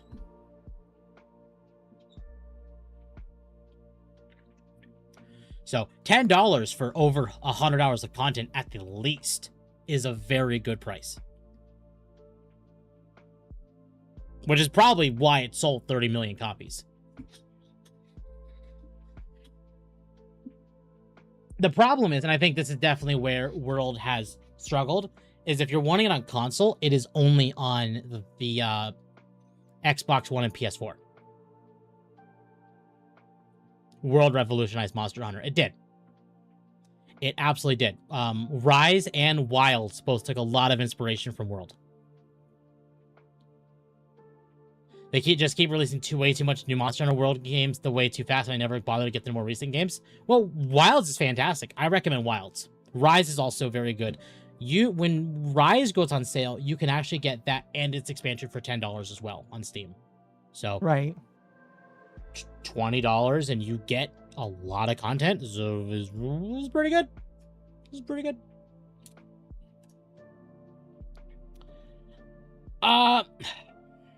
So, I'm sure all of you have heard that Destiny received its final content update. on Tuesday this week. That is which was quite the difference, my man. Monuments of Triumph. But when Bungie announced that they were pretty much closing shop for Destiny, a lot of companies were getting a little, like, you know, kind of not heartbroken, but there were definitely some like words of like, we're sad to see Destiny go. Mm-hmm. But we talked about it last week with Pablo, the combat designer for Warframe, where he was basically saying, why are you cheering on the death of a game? If it wasn't for games like this, we wouldn't be where we are today. And in some way, that's a good and a bad thing, depending like what games you're looking at. But someone asked to Reb, as a longtime player of both Warframe and the other one, any chance I can get a Guardian of Destiny honoria, which honorias are titles in Warframe. Well, this got a response from Reb, which is the game director for, or the career director for Warframe, saying, Right. yes, we will figure something out as fast as we can for this. Good idea. Stay tuned. On June 17th, players can play an alert on Telesto to make their own fate in Warframe. And there is a title in Warframe called Make Your Own Fate, which is a reference to Guardians Make Their Own Fate. As I know, Warframe and Destiny both came out the same year, but Warframe would not literally adding. Wow, that's nice. Warframe would not be in the position it is today without Destiny. I feel like Destiny has changed the looter shooter or MMO like genre, like what Warframe is, in so many ways that Warframe would not be the way it is today without Destiny. So, starting June 17th, in a few days, you can go to Telesto on Saturn and get the title Make Your Own Fate. Just a good way to honor Destiny. And it's honoring Destiny and taking a jab at it. Exactly.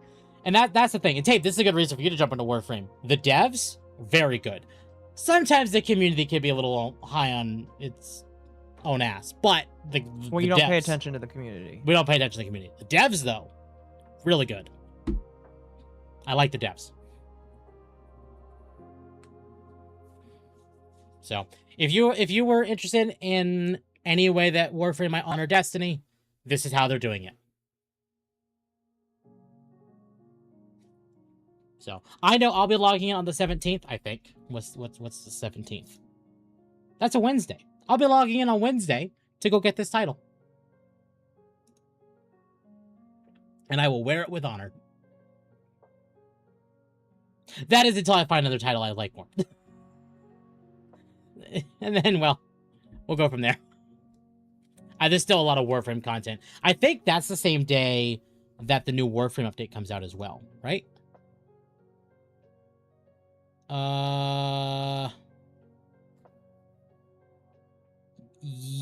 Yes, I believe so.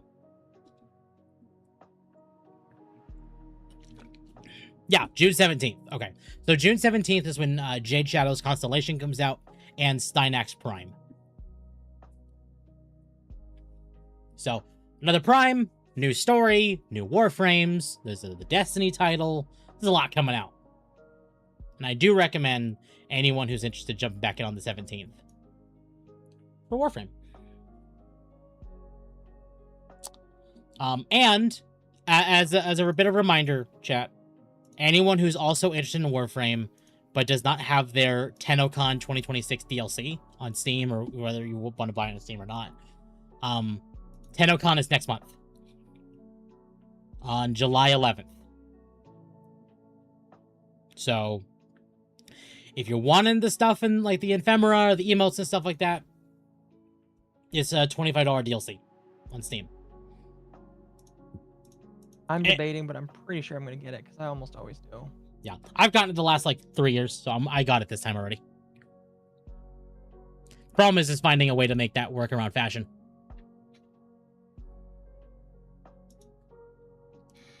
You know, I bought a cheeseburger for dinner and I have not touched it. You till should now. touch it. No, don't eat it. Just touch it. Just like sensually, just like touch it. No, fuck you. I'm just gonna touch it. You know, I'm gonna put my dick in it. Oh. Oh. Okay. I'm gonna nut all over that cheeseburger. Oh. Okay. Nick Ricada said I could do that, so. Oh. I don't think this has any matter. I've kind of paid attention to Under the Tea. But I don't know if you and Mizu talked about this, because you were talking about, no, you talked about Deme. What were you and Mizu talking about on Thursday? The...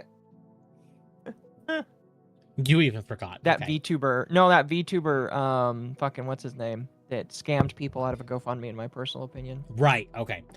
So, We I also don't know... talked about Asmongold, but... Right.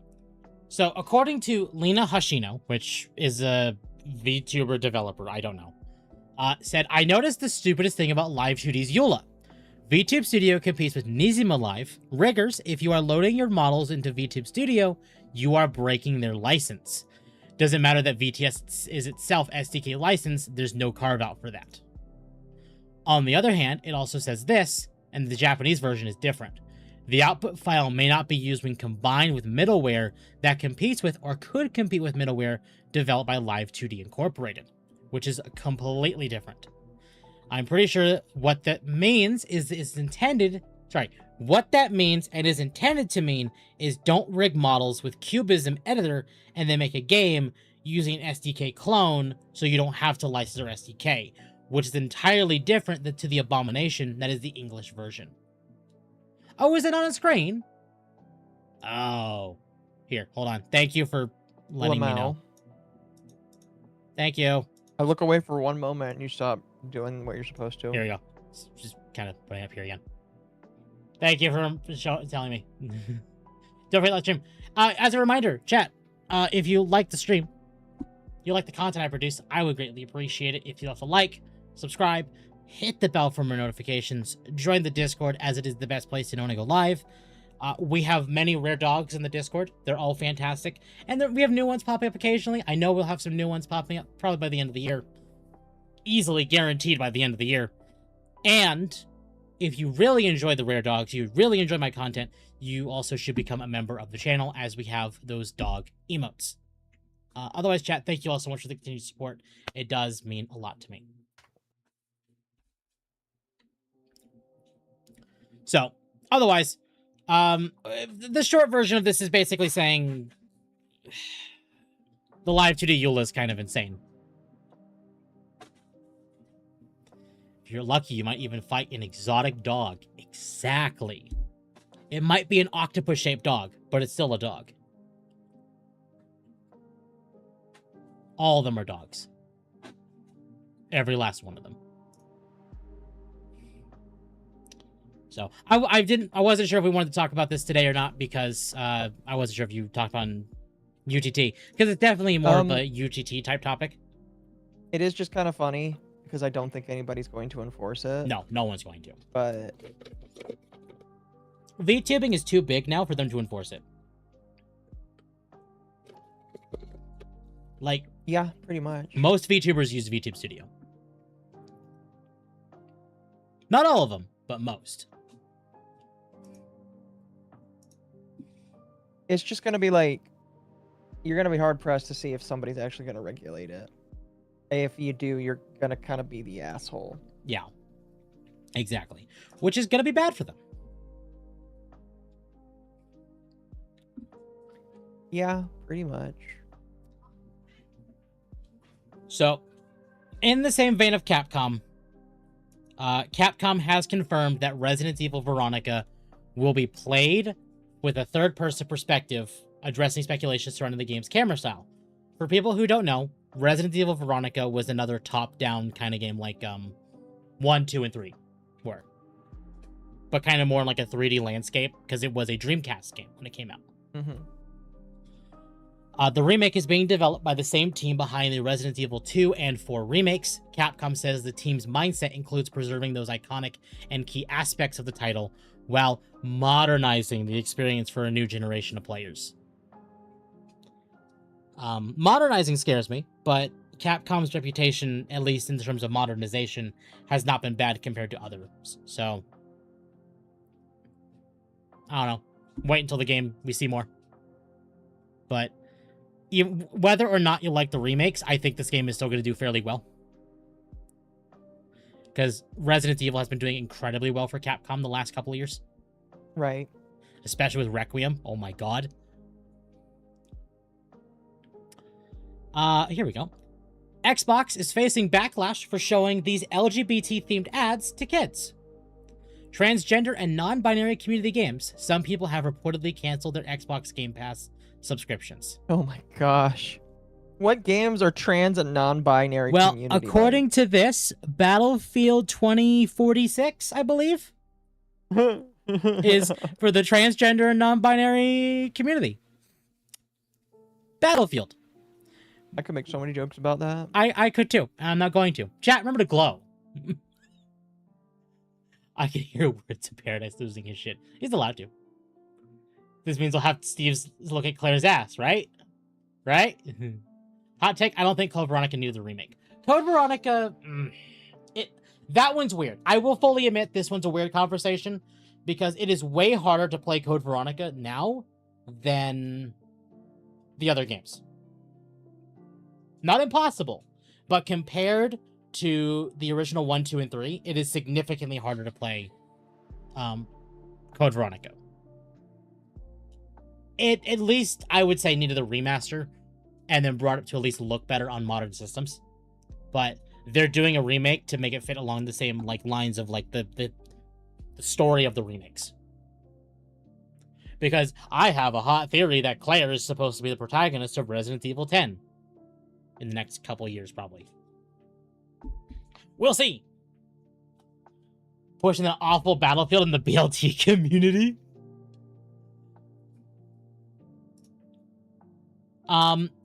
This was another one that I wanted your opinion on. Okay. Steam will no longer be restocking physical gift cards at retailers due to scammers. Do not redeem. You do not think so? Do not redeem. What do you mean, do I not think so? So, according to Steam, yes, but can I purchase Steam gift cards at retailers? Yes, but only for a limited time. We introduced Steam gift cards to retail stores back in 2012 and added the digital program in 2017. Unfortunately, scammers use gift cards from major brands like Steam to take advantage of all people all over the world. As we have continued to put more and more restrictions in place, scammers have adapted. They continue to have an impact on Steam customers and other unsuspecting individuals. So we've made the difficult decision to end the Steam gift card program at retail stores. As Steam gift cards run out of stock at retail locations, we will not be restocking them. We expect all retailers to be out of stock by the end of 2026, though we will no longer be selling physical gift cards. You will still have the ability to use your existing gift cards on Steam whenever you choose, subject to local laws. We also continue to offer Steam digital gift cards and are working to make this an even better experience. Guest checkout, which we added last year, is another way for family members and friends to give Steam users with a digital card anytime. Yeah, I'm going to be honest with you. This was kind of just a natural consequence of the fact that scammers exist. You know? I agree. And it sucks. They shouldn't have to do this, but scammers exist. I'm not surprised, honestly, that it happens. I'm not either. It sucks, but I'm not surprised in the slightest.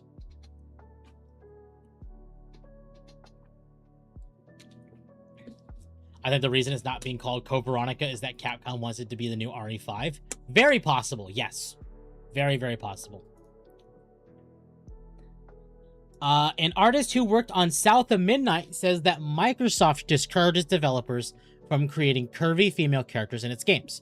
The artist shared his own stylized drawing of Lara Croft with a curvier look, showing the difference between his designs and what is allowed in official projects. According to him, this reflects a trend many people have noticed across several Xbox games in recent years. And in fact, Microsoft doesn't want curvy women in games, warns developers against certain body proportions. And this is all showing the new ones, which this one is Fable, this one I think is also Fable, and then this one is Gears of War. Mm-hmm. And then this is what the artist showed for Lara Croft, which is, yes, I approve. I very much approve. Yeah, I approve too. This, no. This, yes. So. I don't really like its face, but... I don't either, but again, when it comes to stuff like this, you can see what they were going for. It was just down to art style. What, you mean the conspiracy chuds were right? Inconceivable. And this is why Xbox characters suck. Agreed. For Lara Croft, it doesn't even seem too big, more in line with the original design. Yeah, it does. Which is not a bad thing, inherently. I just don't like the face. In fact, Manga Lawyer brought this up. The top two are from Fable. Old Fable. The bottom two are from New Fable. Good God, it's on a cracker. You can That is such a really see the downgrade. problems. Tactically, these are uglier, but only because of the polygons. These are uglier because they're just ugly. Yeah, they are just fucking ugly. Like, I'd rather have this any day, because I at least appreciate what I'm looking at. This? Gosh, that. I just don't need a upsets Karen me. looking at me 24/7. I'm good. Thanks. No thanks. That just bothers me to hell and high water. You can see her areolas. You can. Yes. YouTube, don't get mad at me. But you can see them. Yes. Boobs. Dog-a-wooga. Wow. It's official. Xbox has censored cleavage in the new Fable game. Finally, sexism has been defeated. You can now open all your homes to illegal immigrants. Oh. Oh, shit. YouTube, don't get mad at me. Oh my I'm just goodness. reading the tweet. Oh, God. What I mean, are it's those two at the accurate. bottom? That's the new Fable. That's the new game that Xbox is releasing for Fable. Remember the game that's been shed on for several years? That's that game. It's bad. I feel like it's been almost a decade since we saw this game announced. I believe it has been, yes. Can you believe that we're so close to the end of this current decade? I don't know what you're talking about. We still got 4 more years. Yeah, it's been 6.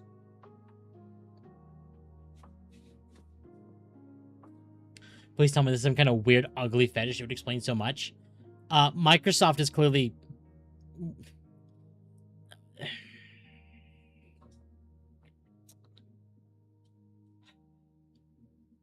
Just no. Just no. The morally gray Fable.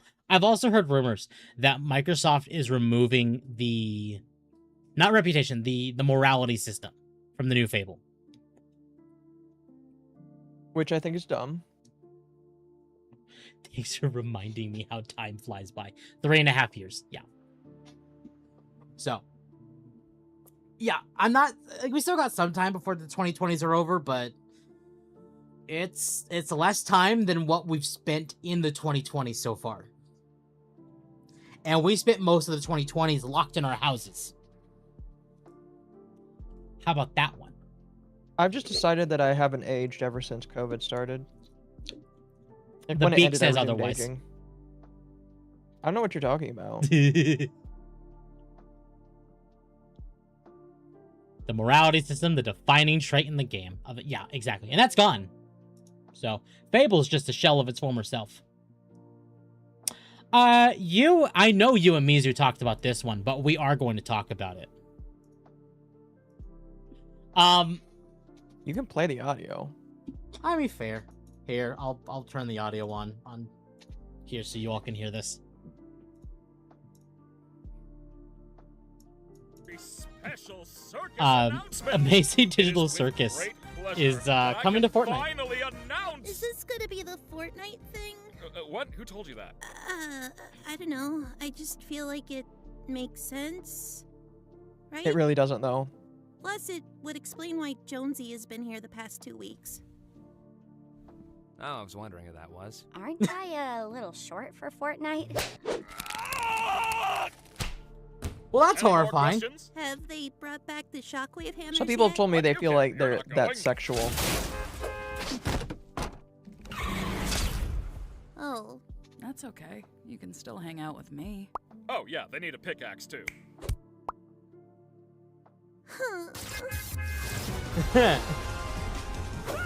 Everybody fucks with Dangle. Yeah, I still need to watch the show. Yeah, you definitely should.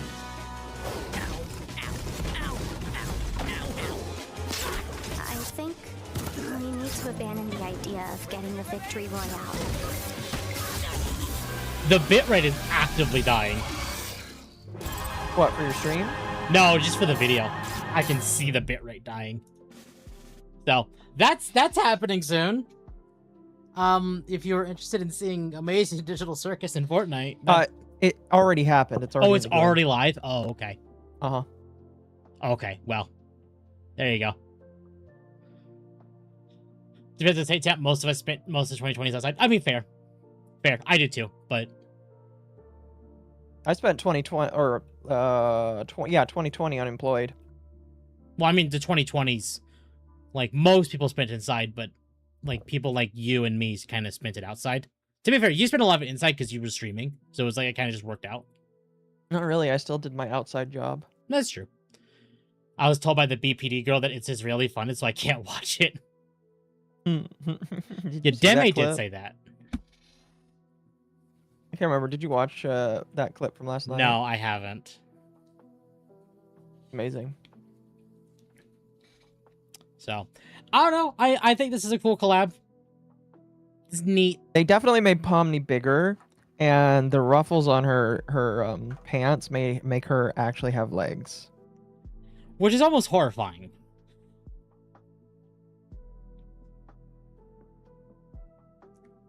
I'm glad they didn't go the Simpsons route with her. Where it's like the whole like when you see Bart Simpson ring, it's like in like a mecha kind of thing. Mm-hmm. But because of Pomni's size, you'd figure she'd also be in a similar mecha. But now she's not, which is appreciated. But it does concern me for what they do if they ever get Sonic in, which has been rumored for years.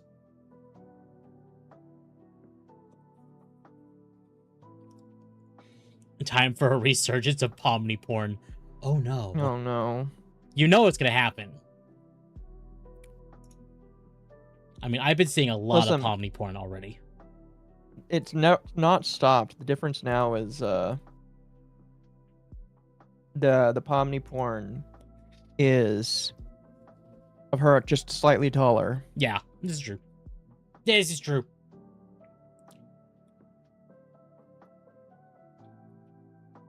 I will say, by the way, some people are coping and saying that Pomni is not a lolly.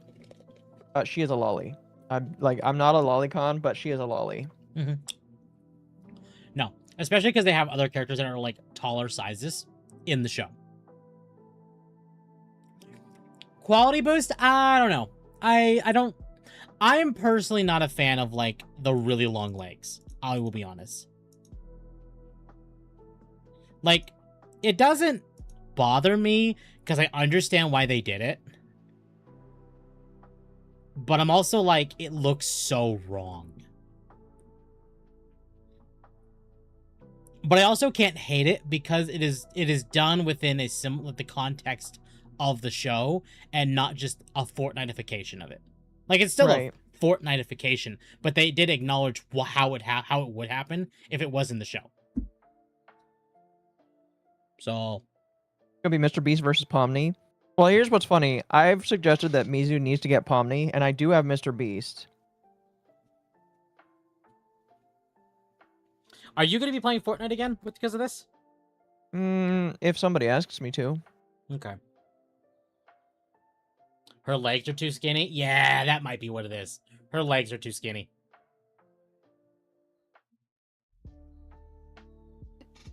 Interesting pause face. It is.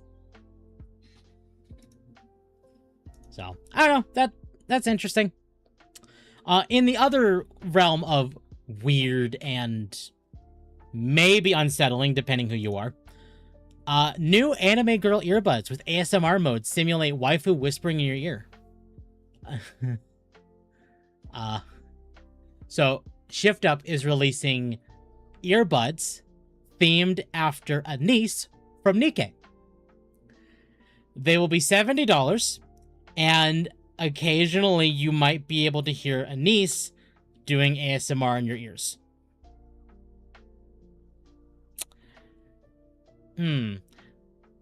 These anime girl earphones let fans get closer to their waifus thanks to a special ASMR mode that make it sound like they're right beside you. From life-size Uma Musume figures, waifu race cars, and full-body Hatsune Miku custom PCs, anime girls appear on absolutely everything and anything. Hell, they have been caught selling feet pics on the Nintendo eShop. Yes, really.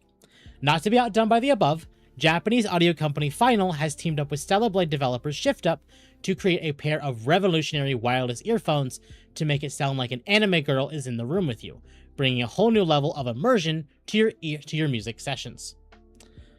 This special $70 version of the ZE500 wireless earbuds revolves around Anise, Star Idol version, one of the main characters from Goddess of Victory Nikke, Shift Up's popular sci-fi gacha shooter.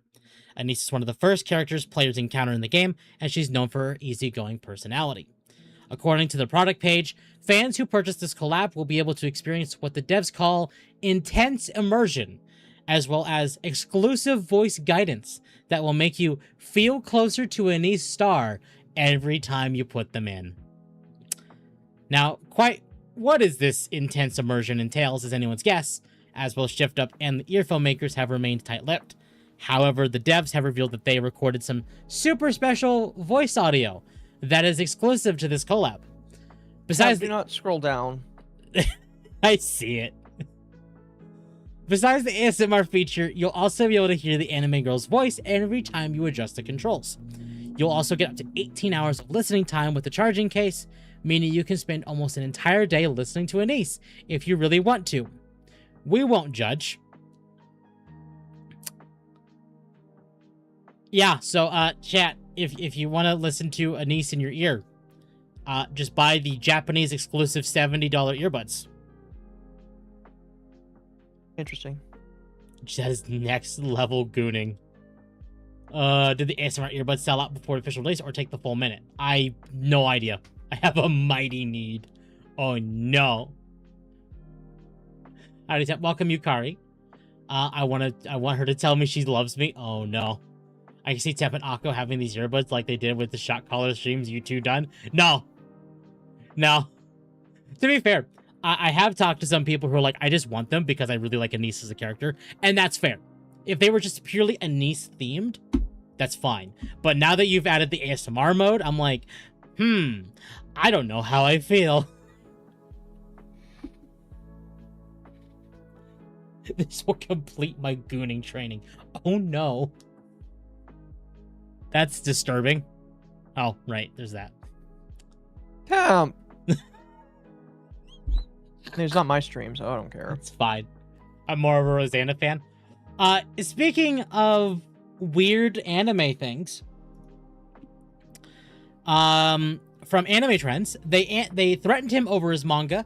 The renowned mangaka Oka Ayui reportedly receiving email threats due to the themes in his stories and for objectifying women. Far from apologizing, he responded directly, saying, "Thanks for this message. I've come to the conclusion that I need to draw even more manga centered on satisfying my own demands." The case is already in the hands of the police. So, based... Oh no. This is what Japanese mangaka should be doing.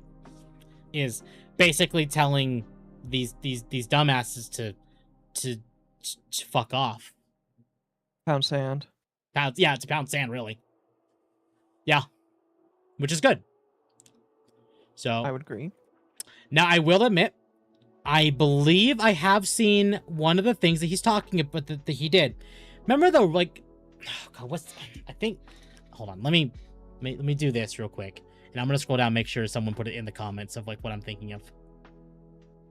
I don't want to show it on stream just in case like there's something bad. Yep, there's one. No, okay, it's not here. Okay, that's fine. So, hello, base department. Make more with the mothers. Don't let Temp fool you, chat. He's already put his list under the Switch too. What? True. My list? What list? Or am I just dumb? Oh, I know his culture dojins. I don't. I honestly have never heard of this mangaka. I may have seen his work before, but I don't know who he is. So, chat, if you want to put in my Discord in the Not Safe Work channel, if you have access to the Not Safe for Work channel, some of the work he's done, I'd appreciate it, because I would like to give maybe some a read. You know, for educational purposes.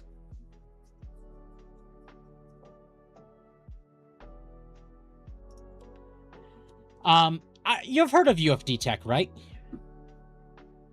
No. Anyway, the OG Switch might be done now in the EU. Now the EU requires user replaceable batteries. So, The Switch 2 might be done. I'm gonna be honest with you. No, Nintendo's already confirmed that they are doing a new version of Switch 2 with removable batteries. Well, But that's good. they might discontinue the Switch and Switch Lite, because what's the point in updating those to have removable batteries if both are no longer viable anyway? I kind of understand this. It's frustrating, but I kind of understand. Because like this is a big decision. Right. It's not just like, oh, okay, this is a software change we made. No, this is a hardware change. So, I can't quite blame Nintendo if they want to discontinue the Switch and Switch Lite, especially when the Switch 2 is their main system anyway. I'm not really bothered by this, but if you're in the EU and you want to Switch and you don't want to Switch 2, I'd go get one now. Because it might be discontinued. Which, once it is discontinued, it will be significantly more expensive to get one. Right. Might I recommend getting the Switch OLED? Significantly better system than both the base Switch and Switch Lite. If you absolutely need one. Yeah, if you absolutely need one. Yeah, Akko's correct. You could weigh into this one a little more, because you pay attention to Louis Rossmann more than I do. Okay. Open. Thank you. Louis Rossmann is planning to sue Samsung because of Listen to this. because of a warranty problem with a 4TB SSD that he bought from Best Buy for around $330 about 2 years ago. That stopped working while under warranty. He sent Samsung proof of the failure, and they asked him for the drive to test it, but after checking, they returned it saying it was fine, even though Rossmann tested it again and confirmed it was still broken. Samsung then offered him only the original $330 refund and said they had no stock for a replacement, yet the exact same drive is currently selling on Amazon for around $950. I hope he wins. Yeah, he's got to wait 60 days until he can start the lawsuit. But the hope and prayer is that before that happens, they just capitulate and give him what he wants. Mm-hmm. Pretty much. So, this is another one of those. I hope Samsung goes pound sand. Me too. This is fucky. This is bad, Samsung. No. Bad. Don't like that. Valve is being sued again. They are just perpetually being sued, and I don't get it. Consumer Competition Claims, or the CCC, through Game Claim, has launched a new class action lawsuit against Valve in the Netherlands. The group claims Valve controls around 85% of the PC game market and uses rules that make it harder for developers to sell games cheaper on other stores. It also argues that Steam's 30% cut on game sales is too high and shows anti-competitive behavior. According to CCC, Dutch gamers have paid more than they should due to these practices, with total damages estimated at around 220 million euros since 2013. The group says it will first try to reach a settlement with Valve. If that fails, the case will go to court and may take several years to resolve. Yeah, they're just getting sued for breathing. Yeah, at this point, yes. I'm gonna go full conspiracy theorist, and I think all of these lawsuits that Valve is under is coordinated attack. It probably is. Because notice that Valve got into a shit ton of lawsuits after winning against the Rothschilds. Right. We know the Rothschilds are not happy about that. In fact, they're still fuming. So, realistically, they're using other companies like the CCC or the other companies suing them to try and basically go after them where they couldn't. Because they have big checkbooks, and these other companies can easily be bought out to do whatever they wanted them to do. So, Valve will probably win most of them, realistically. But the fact that Valve is even having to do this at all is bad. Because I'm telling you right now, what they're doing, and if I'm correct about this, is to try and bleed Valve dry.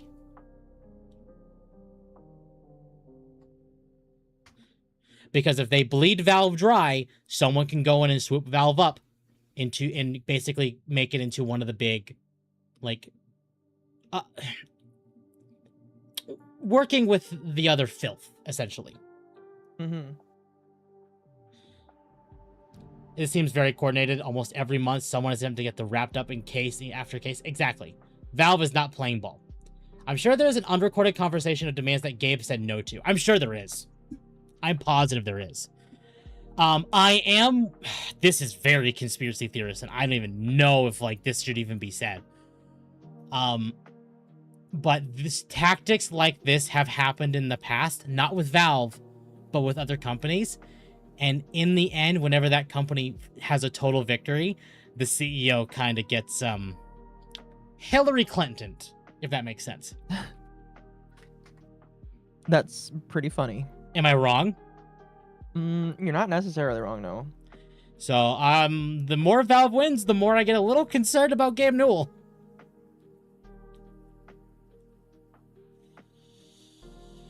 So, yeah. Again, conspiracy theorist, I don't know. I could be wrong. I hope I'm wrong. But,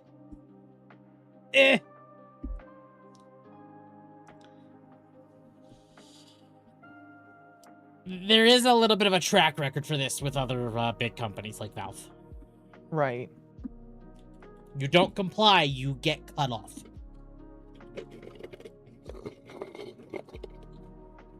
So, I don't know. We'll see. I wish Temp was wrong. Yeah, I wish I was wrong too. I hope I'm wrong. I really, really hope I'm wrong. This one happened today, and this one is really, really, really stupid. Mm-hmm. Blizzard is suing Ascension WoW. After successfully taking down Turtle WoW, Blizzard has now set its sights on the long-running private server, Ascension WoW. Blizzard has named Derek S. Powell in the lawsuit, claiming he is responsible for running the private server. Similar to the Turtle WoW case, Blizzard is citing the RICO Act, the law used against organized crime. You motherfuckers are citing the RICO Act against a private server. Oh my goodness, What are that's you amazing. smoking? Like,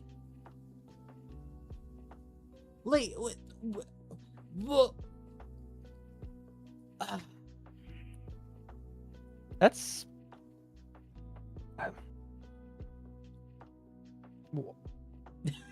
people want to use. Listen, the Rico Act is just being tossed around like candy right now. I guess. It is.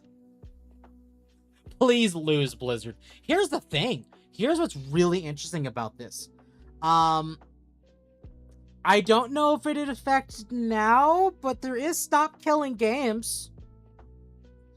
And here's the thing as well. These private servers don't do current content. All these private servers do content that is literally sunset that people cannot access anymore. So Blizzard's getting upset that people are playing their old content? That's a little funky. So we'll see where this one goes, but sadly Ascension has been trying to make Classic plus WoW like Turtle, so that worked there. Oh, okay. Like, I don't, if they're trying to, smells like Bobby Kotick. Bobby Kotick is no longer in Activision, period. No, he's in higher places now, which is bad. Toontown is next. No, not Blizzard. Disney even okayed Toontown so long as Toontown doesn't make money. Pretty much. Toontown is okay because they got permission from Disney to run it so long as they don't make money. So. And it's not like Disney's going to do anything with it anyway, because Disney doesn't do anything with the IP anyway.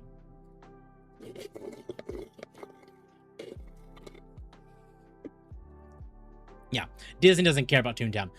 But in this case, WoW is still a running game. I can understand why WoW or Blizzard is going after them. I just think using the RICO Act is insane. I think it's funny is what it is. Blizzard is killing them to push Classic? Yes. So we had a much larger amount of private servers before WoW Classic. Because people were begging for WoW Classic because they didn't want to have to rely on these private servers. Well, guess what? We got WoW Classic now that is following the exact same route that base WoW is doing, which is like, oh, next expansion, sunset the previous expansion, and they're just doing that, which is literally what goes against what people actually wanted from WoW Classic. So, which then has kind of brought back the private servers. And now Blizzard's like, oh, wait, no private servers. Private servers are bad. Even though the private servers are just still doing what people wanted out of WoW Classic. Right. So, I don't think WoW Blizzard is, I think this is going to cause more problems for Blizzard than they think. I mean, that kind of happens a lot with them. It does.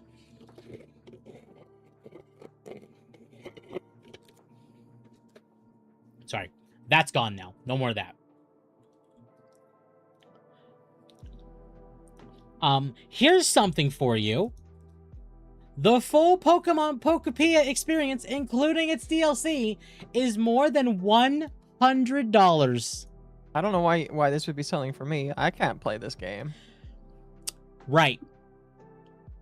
But in order to get the full Pokopia experience, it is over $100. Nintendo, what are you smoking?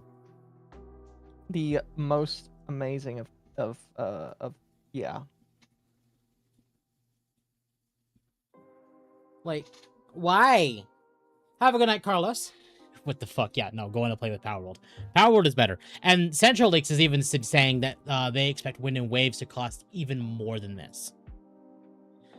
We talked about Wind and Waves before, but Wind and Waves is Generation 10.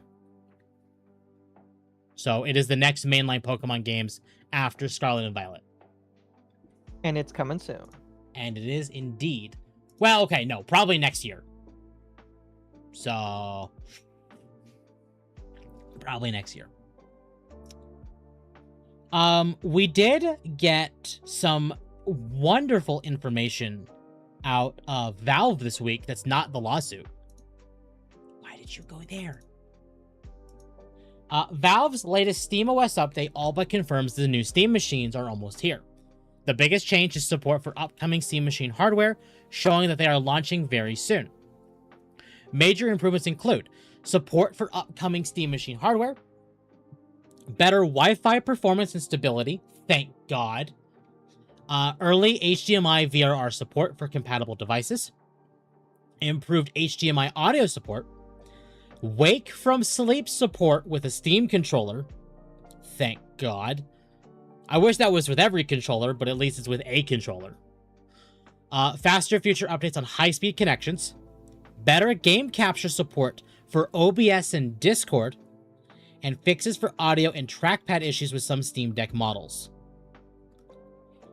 Valve is literally making a computer that could be a streaming PC.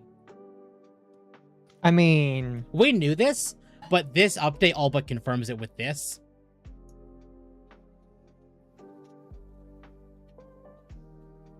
Which, that's fantastic. no, yeah. Will allow console players to become VTubers. I'm gonna go with yes. Maybe. Now, if you want to do like ideally, what you're probably going to see is probably not people like me or Magma, like that we use one computer to do our model, to do the streaming, to do the gaming. That's not going to be capable on this. Realistically, more likely what you're going to see is less VTubers using this as like a one-stop shop device, and more either as a this is where they play their games, or this is where just people starting to stream will go to. Realistically, I do see it as a good way to start streaming. Sure, I can't do. we'll see. I don't know. It's interesting. I think you talked about turning it into a gaming PC. It could Like- be. Like, not like a gaming PC, but like replacing your current rig as like the primary gaming PC device. And this would just essentially be like where you play your games.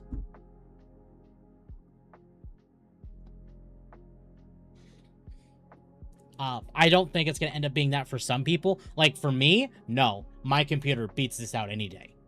But still, though, it's very cool.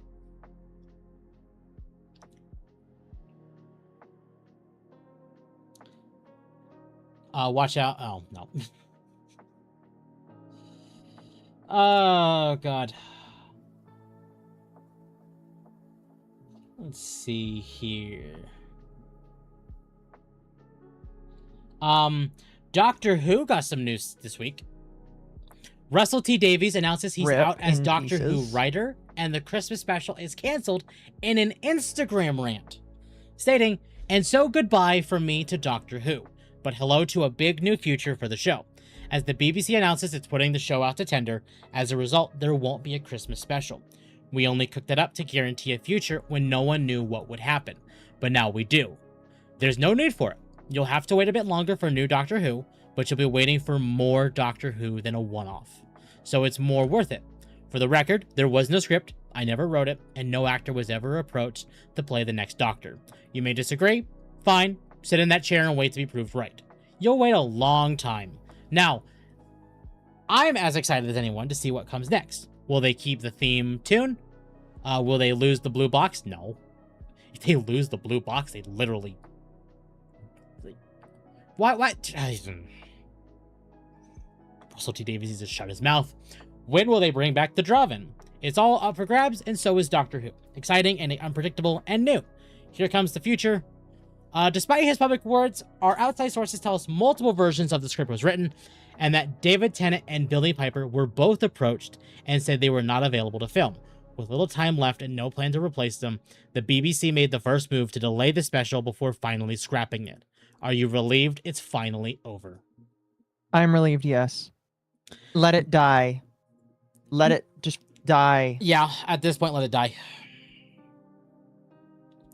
This is one of those shows that there is no feasible way they can fix what they've done without scrapping the last 3 doctors.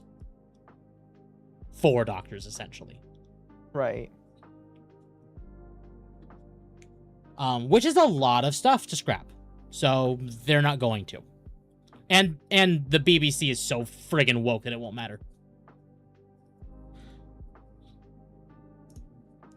Thank goodness Russell Royalty fudged Doctor Who. No one wants to be the doc, let alone touch it with a 100-foot pole. Yeah, no. Doctor Who is a franchise that literally is toxic to your career at this point. Minimal 5 to 10 years. Yo, what I expect. Here's what I fully expect to happen with Doctor Who. We had the 7th Doctor, and then there was a bit of a cooldown period. And then we had a movie that was the 8th Doctor. And then that was just a movie. It was a one-off thing. And then the show went dead, like pretty much dead for several years. And then was brought back with the 9th with Christopher Eccleston. And that was the soft reboot that we got. The modern Doctor Who that started in the early 2000s. I expect that to happen again. Maybe eventually. I suspect, because they said Doctor Who is not dead. It's not like a done, completely dead franchise. But it is definitely done for a while. What I expect them to do is to take that 5 to 10 year cool-off period. Maybe by then the UK might redeem itself. I doubt it, but maybe. Highly doubt it, God. And then the franchise might be able to come back and just erase everything that happened. Because they could do that. Time travel. But what happened? Doctor Who is arguably as dead as Star Wars. I say Doctor Who is more dead. At least Star Wars has like the occasional good stories. Doctor Who is just bad. My personal opinion is it just needs to die and stay dead. At this point, I agree. Capaldi was alright, but yeah, after that, it was a def nosedive. Yeah, no, it was. I like Capaldi, but after that, it was like... When we first saw the female Doctor, I had my concerns. No, the first one. Like the... Oh. Like when he regenerated from Peter Capaldi to the one after. I remember when that happened, and my mom was concerned about me, because I was still having my gender dysphoria. And I was like, Mom, unironically, this just makes me upset with the show. I'm gonna kind of be honest with my side of things.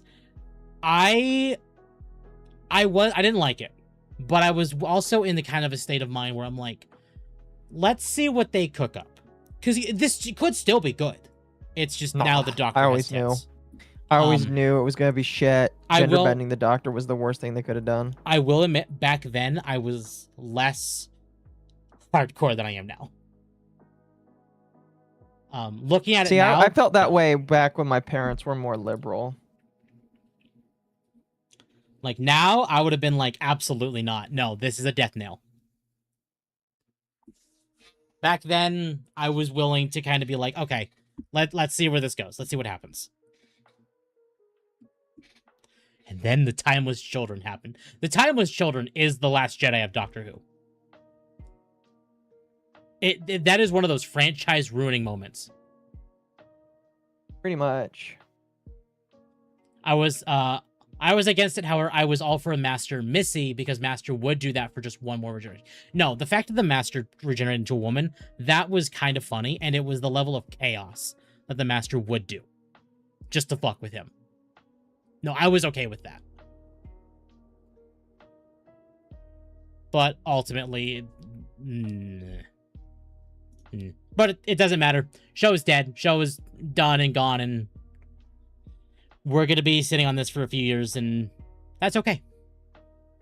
That's okay. I'm very okay with this specific announcement. Mm-hmm. Me too. So we had this. Kotaku said Killer Bean is a very, very bad game. You remember Killer Bean, right? Yes. It was one of those, but why games. It looked funny. It looked like it was trying to have fun with itself. but it's still very much, but why? Well, there was a response from Running with Scissors, specifically saying, fuck you guys, you even skipped the cutscenes. For people who don't know who Running with Scissors is, Running with Scissors is the developers behind Postal.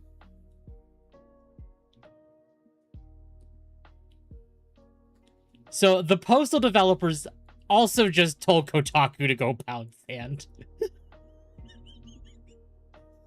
So, yay! Good for them.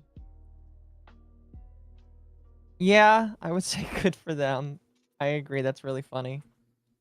It's not good, but the dev is showing passion for the project. Yeah, if you show passion for the project, then, like...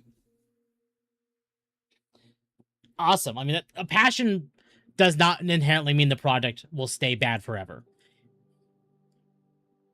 Are they the devs behind the Bean game, or is it just them being based? I actually don't know. Hold on. I think it's on Steam. Killer Bean. Killer Bean's on sale for $12. No, it's just Killer Bean Studio LLC. So it's just like it's their own publisher. So it's not Running with Scissors. But still, based. I do hope the game gets better. I do hope the game ultimately like becomes really cool. Postal Brain Damage is a better Postal 4 than Postal 4. I've heard Postal 4 is bad. But still, a developer who does not like Kotaku is a good developer in the end. Because I would agree. That means they're not listening to the mainstream media of gaming.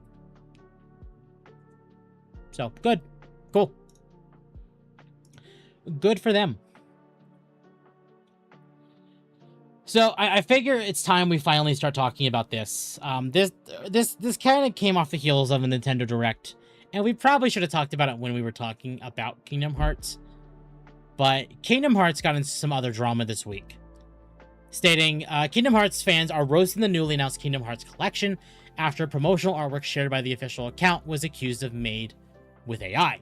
The official account posted artwork that looks AI generated, and people are calling out the sloppy details and low quality in the designs.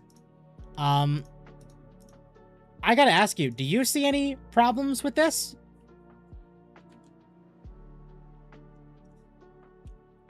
No. I could kinda see a couple. There's 3 of the same character, but like it's 3 different games, isn't it? It's the collection. It's like this is in the front is Sora in Kingdom Hearts 1, on the left is Sora in Kingdom Hearts 2, on the right is Sora in Kingdom Hearts 3. Yeah, I don't know. I don't see the problem here. I know some people tried to point out like, oh my god, Sora's shoes from the 3rd game are like it's AI, and it's like you can literally see a pattern here. It's not. It's not.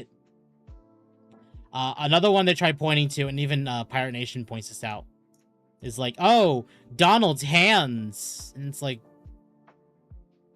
okay.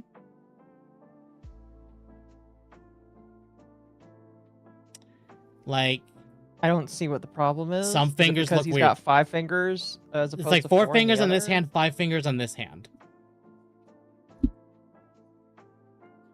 I don't know. But I just don't care though. yeah. And in fact, someone called Deku Draws responded to this post from Kingdom Hearts saying, "What is the slot, bro? Square Enix when I get my hands on you," which is not good. Don't say that. But it says, "This is undeniably Nomura's work. I believe the full illustration was intended to be compiled like this, hence why Donald's 4 fingers hand is hidden behind Sora. Again, when you look here on this rendition, you can see the 4 fingers not there because it's behind Sora's head." Right. So my guess is, and what happened here is this is AI to a degree.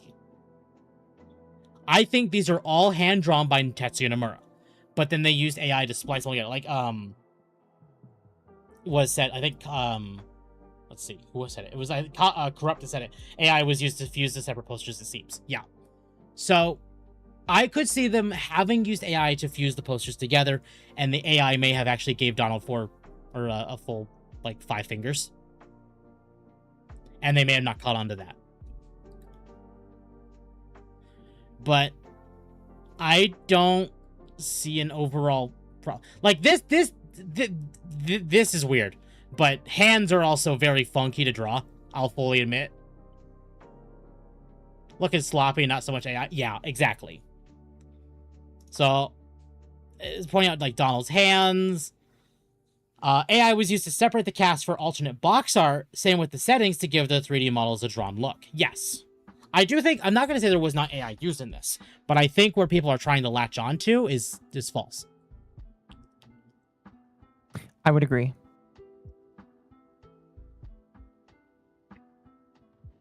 Like, I think this is fully drawn by Nomura. I just think the splicing of it all together was AI. And I think people taking it... You think that there was a splicing that was done by AI? I think they spliced a lot of the art together with AI, but it was all, like, the character art and the backgrounds were probably all drawn by Nomura and his team. But I think how they put it all together, like, for this art specifically... Not this art, for this one, was AI.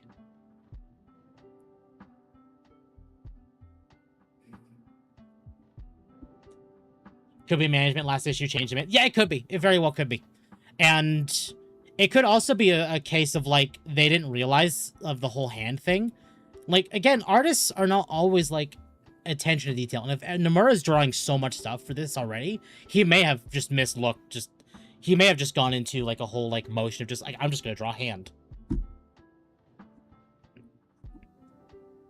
Like... Everything else to me looks fine here. The only thing to me that looks potentially remotely AI is maybe like Donald's, hand here. But that's it. And that could just be an artist mistake. That happens. So I don't know. But I'm going to be honest. I just don't see it. I don't see it otherwise. Yeah. Yeah, I don't see it. I think people are grasping at straws because they look at anything and go, AI! It's like, okay. Very good example, I think. It's The Boy Who Cried Wolf. And it's everyone doing it with any piece of art in any type of media. They see something they don't like, automatically AI. And that's gonna bite them in the ass eventually. I would say it already has. AI is the new hot buzzword. Come on, like, yeah, exactly. It's the new hot buzzword. Exactly. Like, it's been the hot buzzword for a bit now, but at the same time, like, I'm not all that surprised. Oh, Gamer, welcome Magma, welcome Raiders. How are all of you doing? I would ask what you were doing, Magma, but you were playing Voices of the Void. You caught us just in time to talk about Kingdom Hearts AI.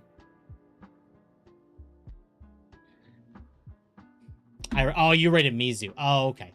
Mal still, you're here. Hi. Lamau.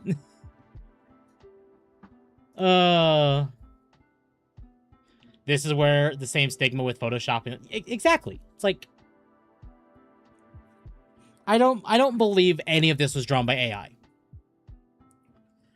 But I do believe some AI was probably used here. Just not in the way people are actually thinking it was. Because, like, splicing the backgrounds together, that'd probably be way easier to do with AI. Or, like, piecing the separate things together. Because I'll tell you right now, the pieces for Donald and Goofy are probably just drawn separately. The same with, like, this the 3 different Soras. And then AI was probably used to splice it all together. So, but I could also be wrong. I don't know.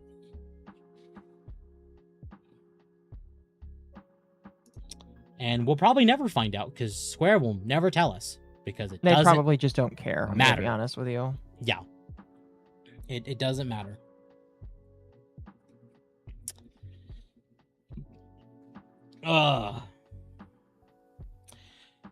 For anyone who actually cares, girls... Well, why did they go to that one again? Girls Frontline Fire Control is being shut down. Girls Frontline Fire Control Service termination announcement to all members of the Chrono Squad. Thank you for all your continued support. After a comprehensive evaluation of our operation plans, we regret to inform you that Girls Frontline Fire Control will officially terminate its operations on August 26, 2026. Since launch, we have received extensive support, suggestions, and feedback from all of you. Every battle fought and every interaction shared on the battlefield has contributed to the precious memories we hold dear. We sincerely apologize for any inconvenience caused by the shutdown. To protect your rights and interests, the following schedule will apply. And they kind of give us an idea of like when things are going to happen. So, if you're playing this game, I'm sorry, it's being shut down. Sadly. If you're not, well, you're not missing out on much. It's being shut down. I do think this game was only a year old, too. Is that Girls Frontline 2? No. From what I understand, Girls Frontline Fire Control is a third-person PvP shooter on mobile games. So... Was this game just not interesting? Huh?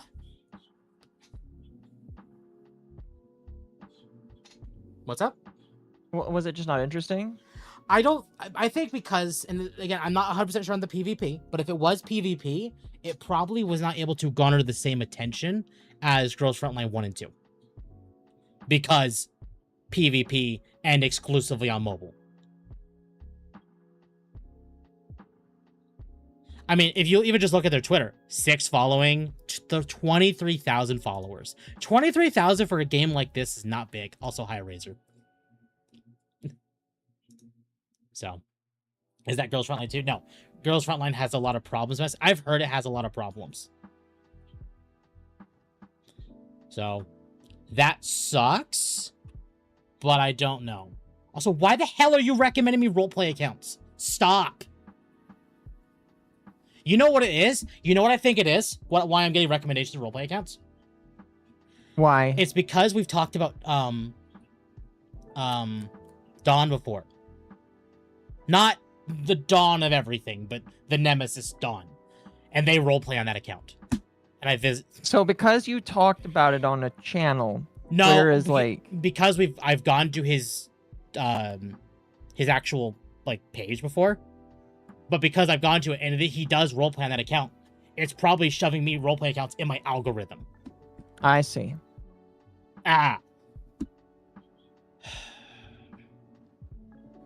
Annoying. Twitter returning Temp to his roots. I don't want to be there. No. No. Anyway. It's annoying, but oh well. Another thing. Resident Evil Requiem DLC may not arrive until after the Code Veronica remake. That's a wild statement to hear, admittedly. So, Resident Evil Requiem came out in February of this year. And we're hearing that its DLC may not even arrive until next year at the earliest. Maybe even, like, late into next year. Because we don't know when Code Veronica is releasing. All we know is 2027. According to rumors, current rumors suggest Resident Evil Requiem's planned story expansion DLC won't launch until after the long-rumored Resident Evil Veronica remake, which is reportedly targeting a 2027 release window. Capcom has already confirmed that a story expansion is in development, though details remain under wraps. The new rumor sparks speculation because Code Veronica is often viewed as one of the most important chapters in Claire Redfield's story. Many fans believe the remake could help set up future events, character appearances, or unresolved plot threads that may eventually be addressed in Requiem's expansion. For now, nothing is official beyond the fact that the DLC exists. Still, if the rumor proves accurate, Capcom may be building a much larger narrative bridge between its remake projects and the future of the Resident Evil series. That's a very possible thing with the franchise, basically, like,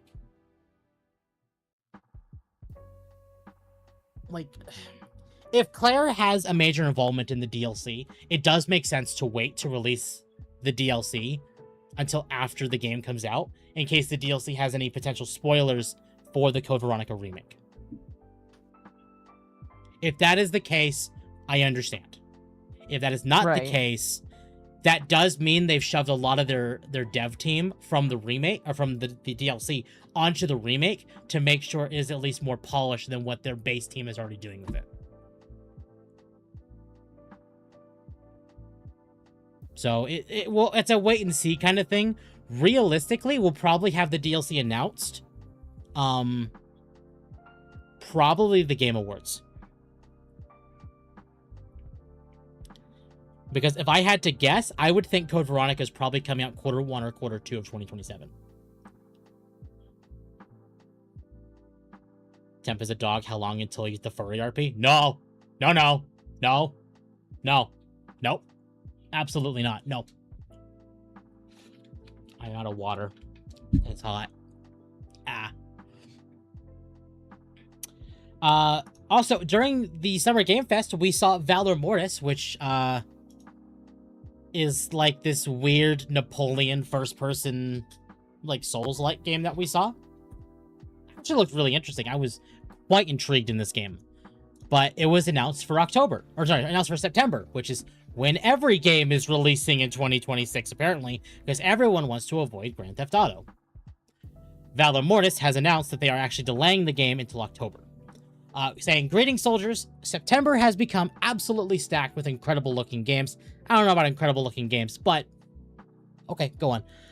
We knew this was a possibility, but when you're a partner in a partner showcase as we were, dates get locked in weeks in advance.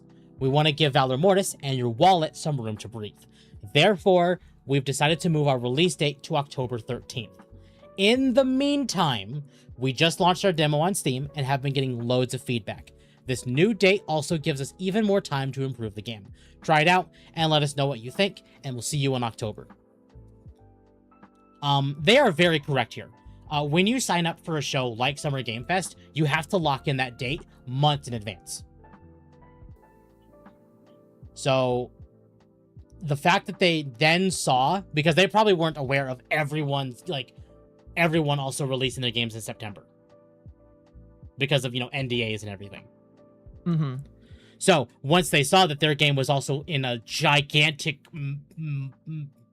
mosh pit of other games, all because of GTA 6, they basically were just like, you know what? No, we're not doing that. We're moving our release date. And moving that release date also does allow them time to maybe fix the game even more if, say, the demo, they get feedback from the demo, and then they update the demo with, new things like, hey, we implemented some feedback. We're kind of looking, maybe, can you let us know what you think from the demo? And then they take that extra feedback and incorporate it into the big, full release. Could be good. Based? Yeah. In fact, honestly, to me, this is more of a big thing that may get me to pick up Valor Mortis. Because I really like this. This is good. I like this. In fact, I'm just going to follow the devs. Heading out for that. Have a good night, James Craig. Enjoy the evening.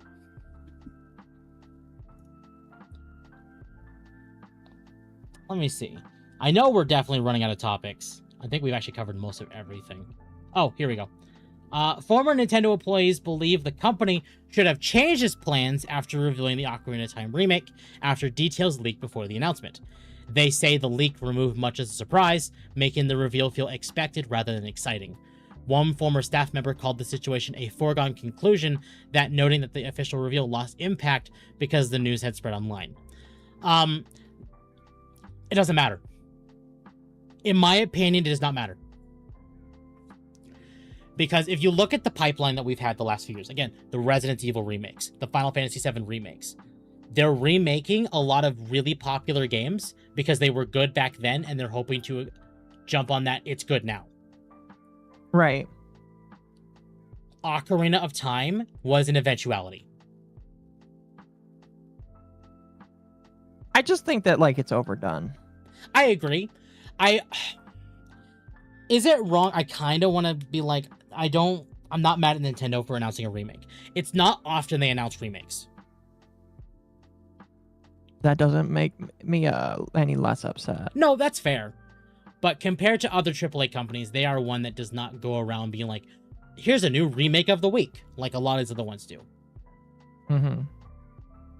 I do want new games for the Switch too, but I'm not overly upset by the idea of the Ocarina of Time remake. Because I believe it's not the first time Nintendo's done a remake, but they are way more spread out than they typically get.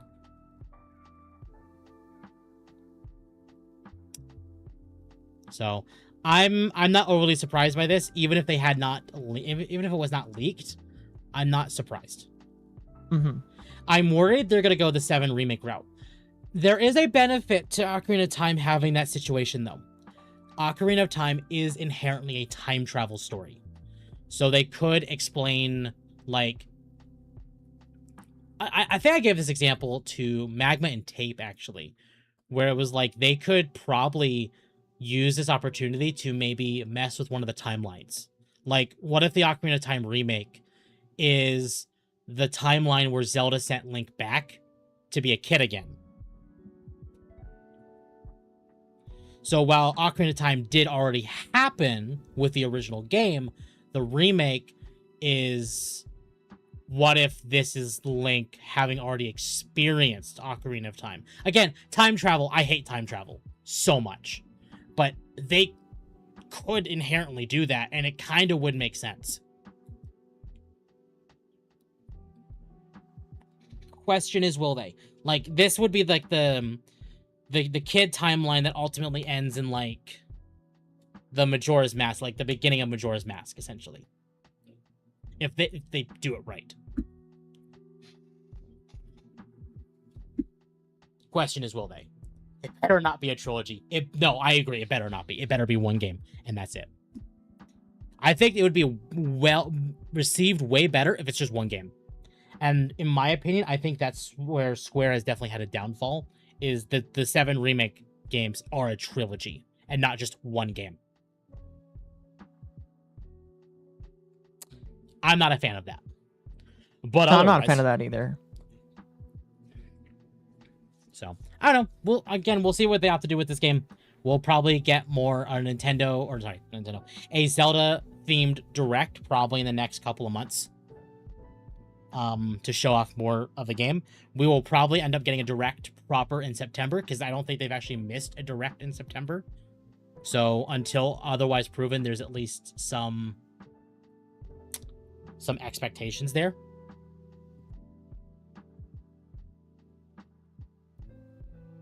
But we will be seeing gameplay of it in due time. We're going to have to. Because already right now, it's going to sell a lot just by what we've seen. But it's going to sell more if they show us good gameplay.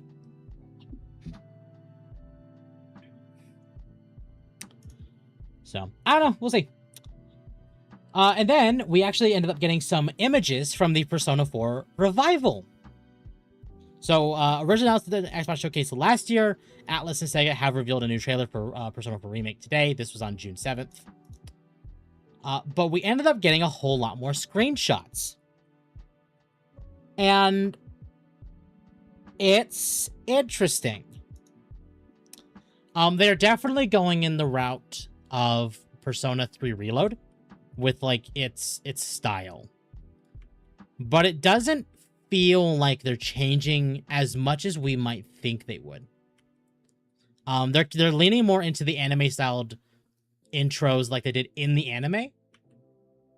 I do know there is a parry system with the shadows now. So instead of just running into them like you would, you can actually, like, when they attack you, you can literally parry them and then, you know, fight them, which is interesting. The game does have a baton pass like 5 and 3 do, or 3 Remake does. But based on everything we've seen, in fact, I think it is in here. Where are you? We do see that they are remastering the golden content. So we are going to be getting the full slew of content from Persona 4 Golden instead of them splitting off the Golden content into a DLC. Thank God. They should have done that with P3R, but you know what? Fine. And from what I can tell, I did not see a single screenshot in here, but I know there is one somewhere. It might just be in the trailer. But Kanji and Naoto look fine. So maybe their stories aren't changed? We'll see. I do know, and this isn't put in the docket because I could not verify the validity of it, but I did hear rumors that the actor who plays Chie, which is this character right here, in Golden, which was Erin Fitzgerald, was a little upset that she was recast. Was she? Oh wait, was she actually recast? So if they're following the concept of Persona 3 Reload, which everyone got recasted. That is kind of funny, actually. If they follow the same track record, this game, everyone will be recasted. Minus the people who are still, you know, from that were already recasted already from 5 and 3. So apparently she got pretty upset that they're going to be recasted. Which is like, I don't care. I really don't care. Yeah, I really don't care either. For people who don't know, Erin Fitzgerald is incredibly left-leaning. To the point that it's almost disgusting how left-leaning she was when I last looked. So, the fact that she's no longer in the game, I have no problem with that. The same goes for Yuri Lowenthal. He's out of this project too. Thank God. I know Sam Riegel's gone because he was the voice of Teddy, so he's gone as well. Okay. I do think I heard Johnny Young Bosch in the trailer. If Johnny Young Bosch is still in the game, he is voicing the main antagonist of the game. Because he also voiced the main antagonist of the game originally. So it would make sense if they kept him around for that, because that he was incredibly popular for that. So I don't know. Maybe. Yeah, a lot of the old cast is very left-leaning. I'm not going to say the new cast isn't also left-leaning, because we don't know any of the new cast. But I'm glad that they are recasting it. I would say I am glad as well. And we get a new actor for Kanji, so it'll no longer be either Troy Baker or Matt Mercer. So, I don't know. We'll see what they opt to do. But so far, I mean, I haven't seen anything bad about this. I mean, the fact we'll that have to wait and see. Kind of just like Yeah. what. Yeah. It's a massive wait and see moment. But I think Atlas knows that they'd be in a lot more scrutiny if they got P4 wrong. P3, they could probably get away with changing some things without ruining the overall narrative. But P4, you cannot. P4 is under a lot more scrutiny because of its themes. So, I don't know. We'll see. It does look good otherwise, though.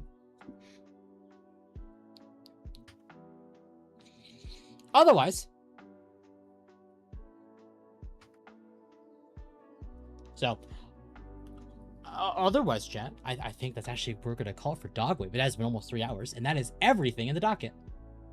That's kind of crazy. It's kind of crazy that it's been 3 hours already. I know. So, otherwise, chat, thank you all for coming out today. I had a fantastic time. Akka, what are you doing next week? Hump Day returns to Wednesday. Nice. That's about it, honestly. Okay.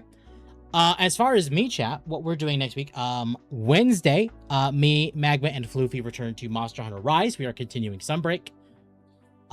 Friday, Final Fantasy XIV comes back. We will be finishing A Realm Reborn proper. Not the patches, but just A Realm Reborn. And Saturday, me and Magma have figured out what we're doing. So, cool. You'll find out tomorrow what we're playing on the schedule. So, remember, join the Discord, as it is the best place to know I go live. The schedule will be posted on my Discord, on my Twitter. You should follow me on both. Join the Discord. All the other fun stuff. Otherwise, where am I going to send you all? Who is live? Let's see. You know what? All right. I would rate it's Royan, but I know Royan tonight is a members only stream, so no Royan. Chat. Where do you want to go? Do you want to go see Anime Audits with Mizu, or do you want to see them all crash out with 13 Sentinels? I'm good for either. In fact, you know what? I may have a solution to this problem. Maybe a Maul on YouTube and then Mizu on Twitch? Puddle? I got this 2 votes for Mizu. Y'all want Mizu? Okay. Alright, we'll just rate Mizu. Alright. Mizu on Twitch or YouTube, and Mizu on Twitch. Alright, chat. Behave for the Puddle. He is doing Anime Audits tonight, and I will see you all on Wednesday for Monster Hunter Rise. You all have a good evening, chat. Again, thank you all for coming out. I had a fantastic time. Have a good evening, chat. Bye.